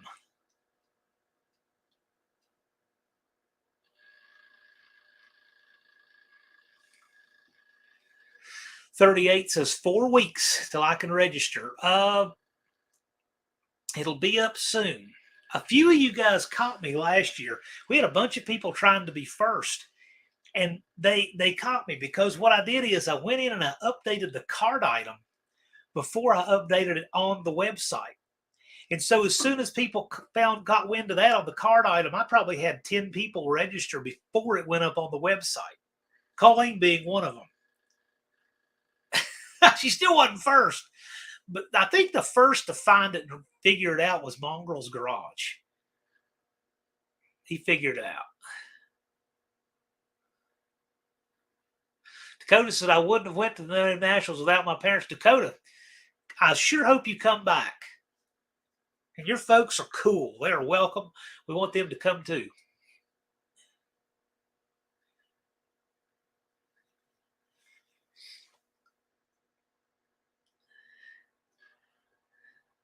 Yeah, Colleen figured it out. In fact, I couldn't pull it up right now, but I remember I was sitting there updating the site, and I had updated the cart item, and Mongrels found it.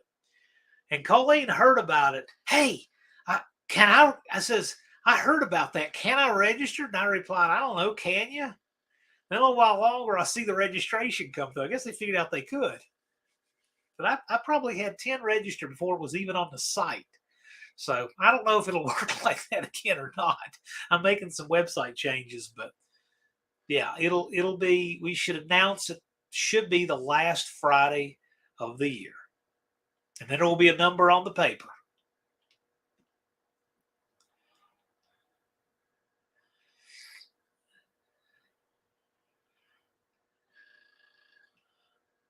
One of the best or the best community on YouTube. That will be the best.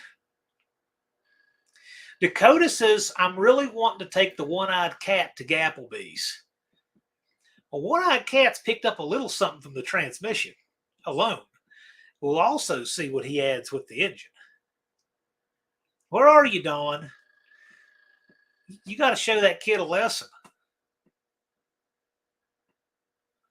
Dawn's transmission is still riding around in the back of the van. I keep wanting somebody to ask me, do you have a 904 or 727 in that van? I can say yes. Colleen, we already have that, but it's just it's a bare bones functional website. Just we're getting there. We're getting there. Dakota says I got a stock TH350. Hey, cool.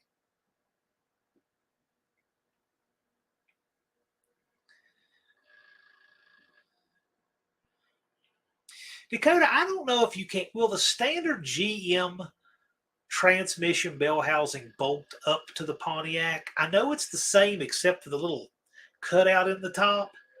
And I know you can put a BOP transmission on a Chevrolet with an adapter plate. What would it take to put a Chevrolet transmission on a Pontiac?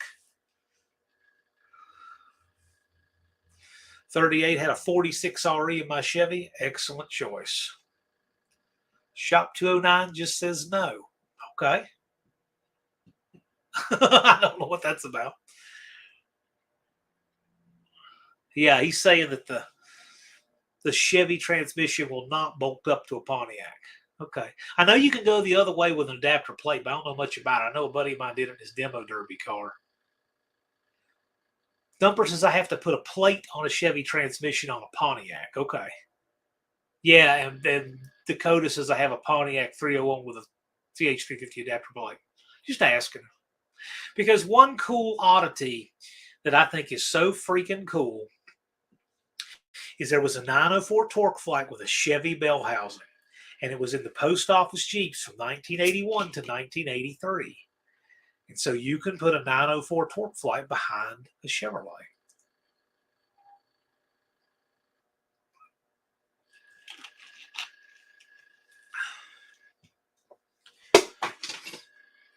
Well, Shop 209, apparently they do make an adapter in reverse.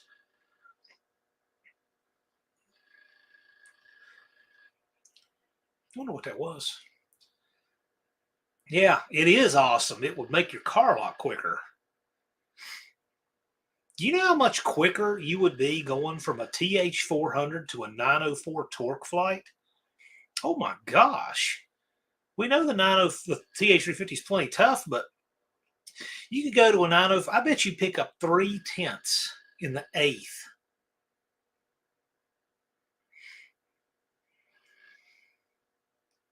You turn it around, the plate goes either way. Yeah, I kind of figured it was one of those deals.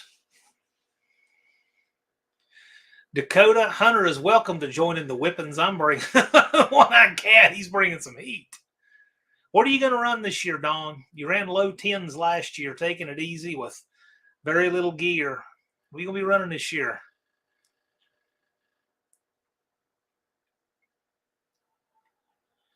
Dizzy Izzy's talking about Dallas's new video that Buick's going to rock. Yes, it is.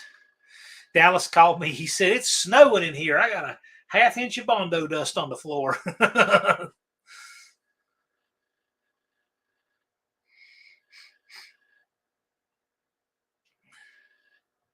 Mohawk said, I used to have a rare universal TH350 that will bolt up to any GM transmission. That will bolt to any GM transmission. But I sold it not knowing what it was. Oh, that's interesting. Low 9s is the plan, Don says. Right on. Cool.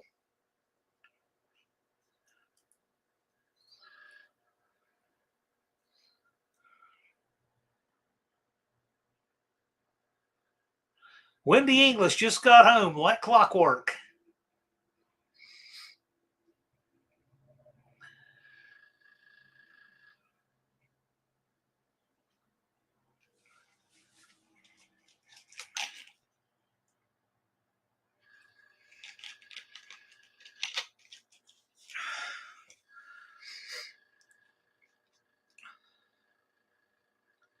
$6 recycled drops in. How's it going?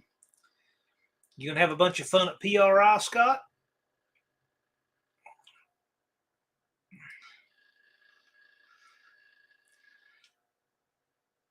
Thumper, there's all kinds of weirdness in Australia and New Zealand. I'd love to go check out the car culture there sometime. I don't know when I would do that. It would be really weird for me to visit some place where I could not be armed. That would be a strange feeling.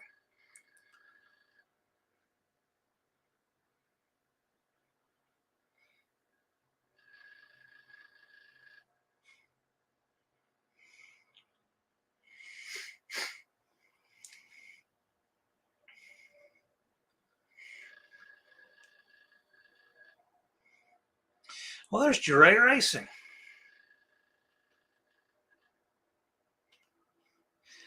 I sent Ricky a text today. This is pretty wild. If I can pull this up. This is I don't know if you can see this in the thumbnail. This is what happens when a Ford Focus hits a concrete barrier at 125 miles an hour.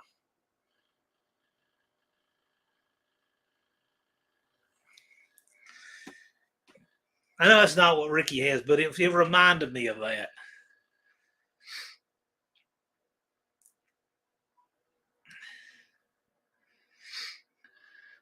Dakota says at No Name Nationals, I'd try to shift it maybe at 5,000, and it might not would actually shift until 5,500 to 6,000. I need to do a shift kit. Well, Dakota, it sounds to me like you've already got your governor pressure keeping the shift off until that RPM. But yeah, the thing about a shift kit, just in general, is it gets up your valve body pressure, gets rid of slippage. One of the most different shift kits I've ever seen is what Cope does. Thought that was really freaking cool. That's what we did on Dawn's, and I thought it was really neat. I hadn't learned that system, but it was cool. It was different. BNR says, ever get word of horsepower and RPM limits of the 904? Man, I don't know. I know that between power and weight and stuff, some lighter cars can get down to around a 9.0 in the quarter with a 904. RPM limits, I don't know. I've seen stuff screaming with a 904. I don't know. I would say a 904 has a better RPM limit than a 727.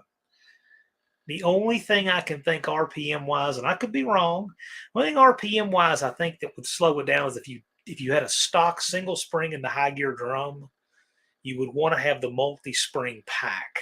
because I would think that the problem with the spring wanting to unwind because it's wound the wrong direction for engine rotation, I think that problem will get worse at RPM going into third. So that's my thought. That's just a thought, though. Cope, if you're in here, you can throw in your 2 cents. BNR, if you care about your foot stay below 9,000. BNR, the thing about that is, if we're talking about a torque flight, the drum turns 9,000, but it's unloaded because the sprag has let go in first gear. And so when you get to 4,050 RPM on the engine, the drum spins up to 9,000 in reverse ratio, and that's where it explodes. I don't know why you couldn't turn that much with it loaded properly.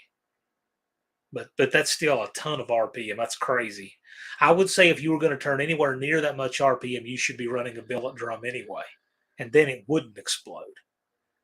Yeah, if you've got the kind of engine and kind of car that you're turning 9,000, you've already crossed over into running a billet drum anyway. 6%. No, I'm not going to be at PRI this year. Just couldn't make it work this year. It's good last year. Had a good group going, but so many people in the group couldn't make it work this year. So, Wheelie King says, I got a good video on that subject. Talking about Cope's video with the drum blowing up. That's a good video. You should watch that. But yeah, if you're turning that many RPM, you should already be in billet drum territory anyway.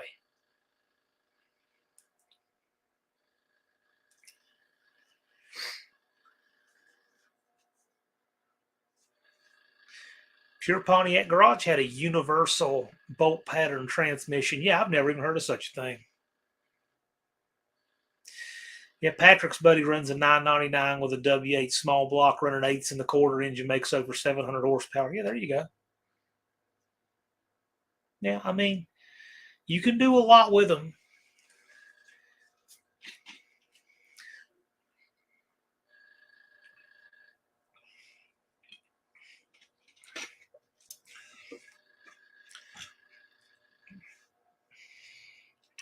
Willie King says more people need to watch that video to educate themselves. I agree. I just don't want to see people getting hurt. I just don't want to see people getting hurt. And a big thing is, number one, don't neutral drop them. If you've actually seen how the sprag goes in the case of a 727, the sprag, I think I took the pictures off my phone for that video. You can watch the video of building One-Eyed Cat's transmission. I got several pictures of the sprag because we put a bolt-in sprag in it. But it's reeded just like a quarter. It's got a reeded edge, okay? And the transmission case is smooth, but it's an interference fit. And so at the factory, they press this thing into the aluminum case.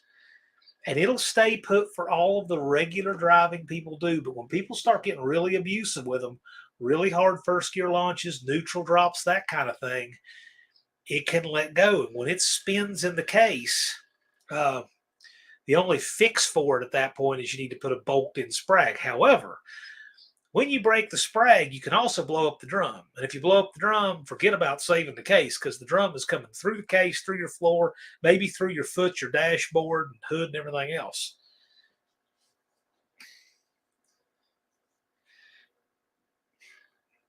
But yeah, so bolt-in sprag is I just think that's such a good idea in a 727.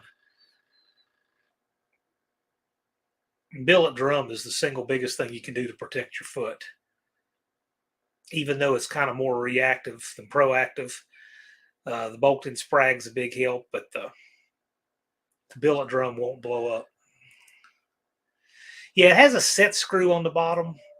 904s don't. Yeah, but 904s also have a pinned-in sprag, and the later ones have bolt-in sprags, and the very later ones have 11 bolts. The only bolt that isn't taken is the one where the cooler line goes up through the case. All other 11 positions on that clock have a bolt that goes through.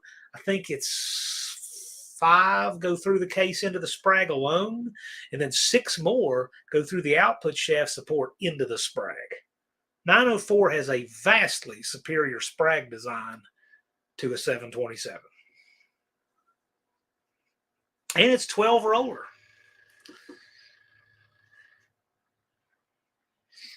if you could just put a stock factory late 904 Sprague into a 727 or even an earlier one, it'd be an upgrade.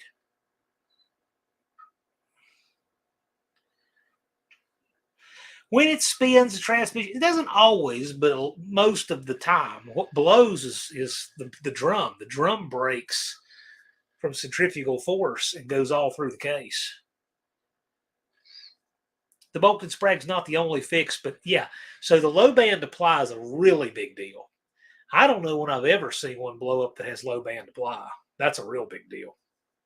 And by that, which just means that your low reverse band is on.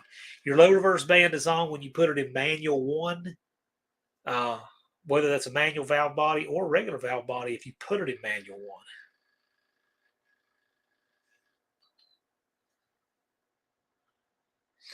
And you should run a blanket. A shield is good, but a blanket is better for catching pieces. Low band apply is a very big deal.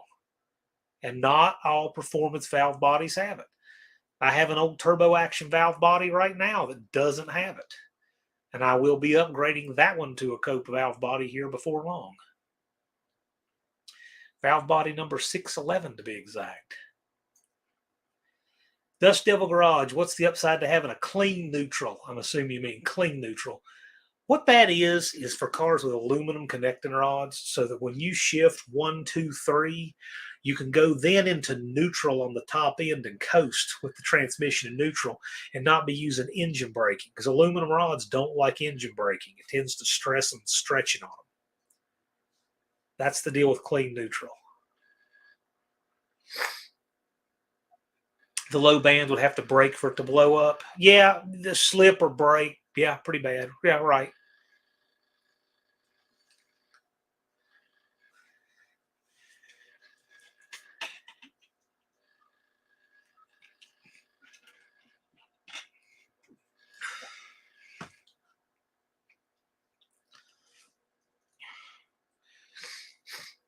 Queen neutral. So it's got to be a Freddie Mercury joke in there somewhere. But yeah, if you've ever seen a shifter that's park reverse slash neutral, 1, 2, 3, and then another neutral, that's what that is.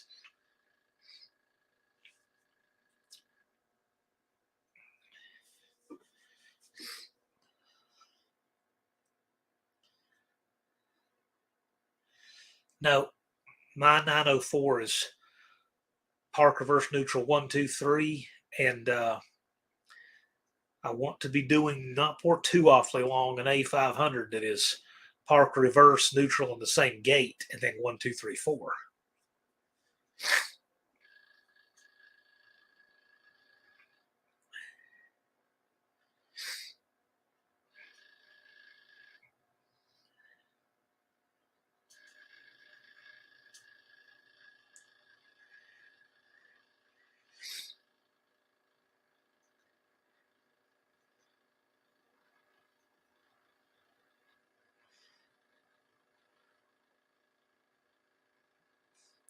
Dougster says, "Who has a daily driver with a manual valve body, and do you like it?" I don't know if he's. I don't think Cope's here, but his white truck is a manual valve body and drives it daily.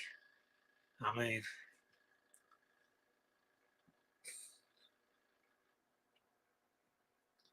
I've driven a lot of daily just manual valve bodies on the street. It's not bad.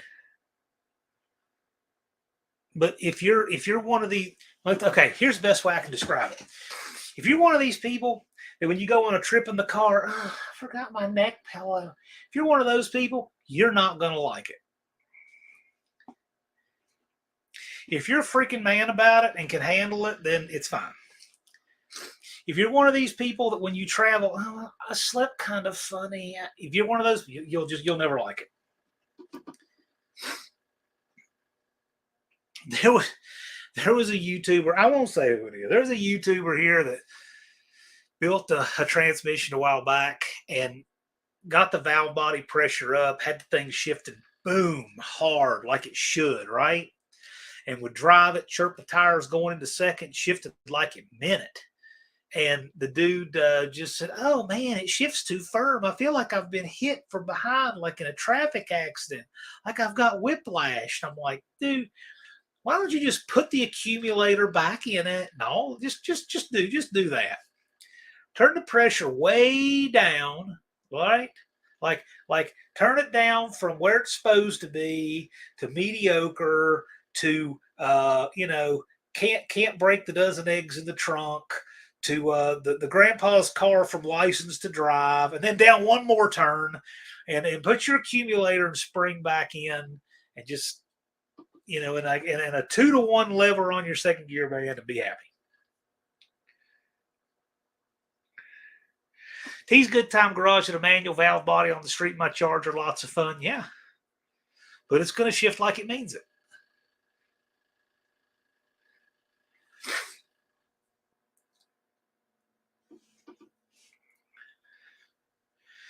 B&R's talking about build aluminum drum. All I know is with a build aluminum drum, at least in the Chrysler stuff, you have to change the fluid much more frequently. Professor P has a build aluminum drum in his car. Cope's built a few that have the build aluminum drum. Patrick knows exactly what I'm talking about.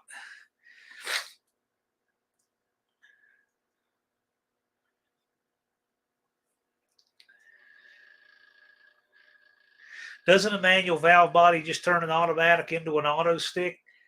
I don't know. I know that the manual valve body has all of your shift positions on the valve body, so that there aren't any.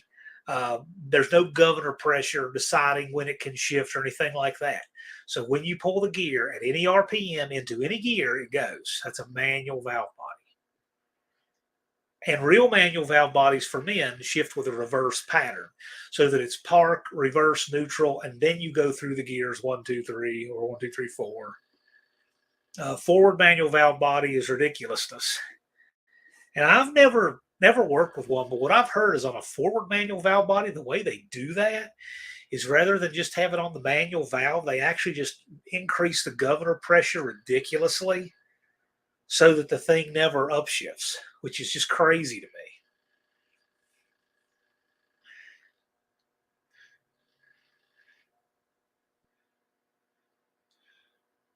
me. Tony's Hot Rod Garage did a 4R100 4-speed for Ford. He put a shift kit in it. The dude came back, asked if I could make it hit even harder. I did make Don's shift firmer than stock, but it shouldn't be bad. It's not, it's not going to hit like a manual valve body.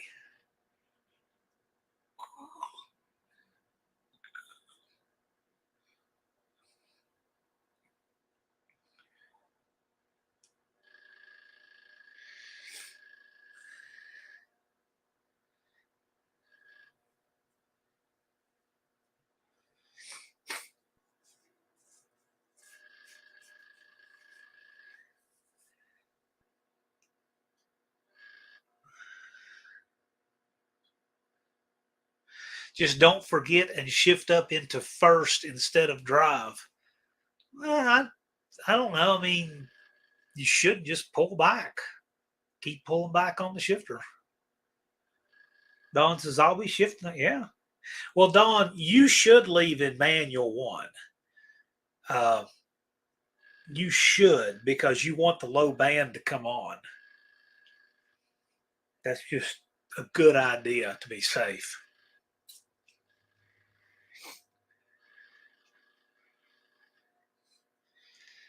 Been a fun time. I mean, we've had a good time in here. I'm going to wrap things up because I know that Tony's Hot Rod Garage is going to go live. Dizzy did that one time, not used to the reverse shift. Well, I got to tell you, I love the reverse manual pattern. I think it's great. Uh, it's just seems to me is the more natural way to do it, but that's the factory did it the way they did. They put 6 positions there, and we could reassign them, but it is what it is.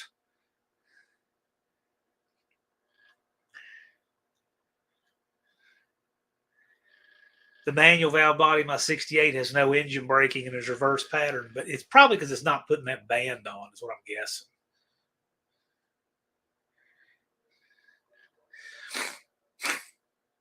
Anyway, I'm going to wrap up because I know that Tony goes live here in a few minutes. Thank all of y'all for coming out. It's always fun on a Friday.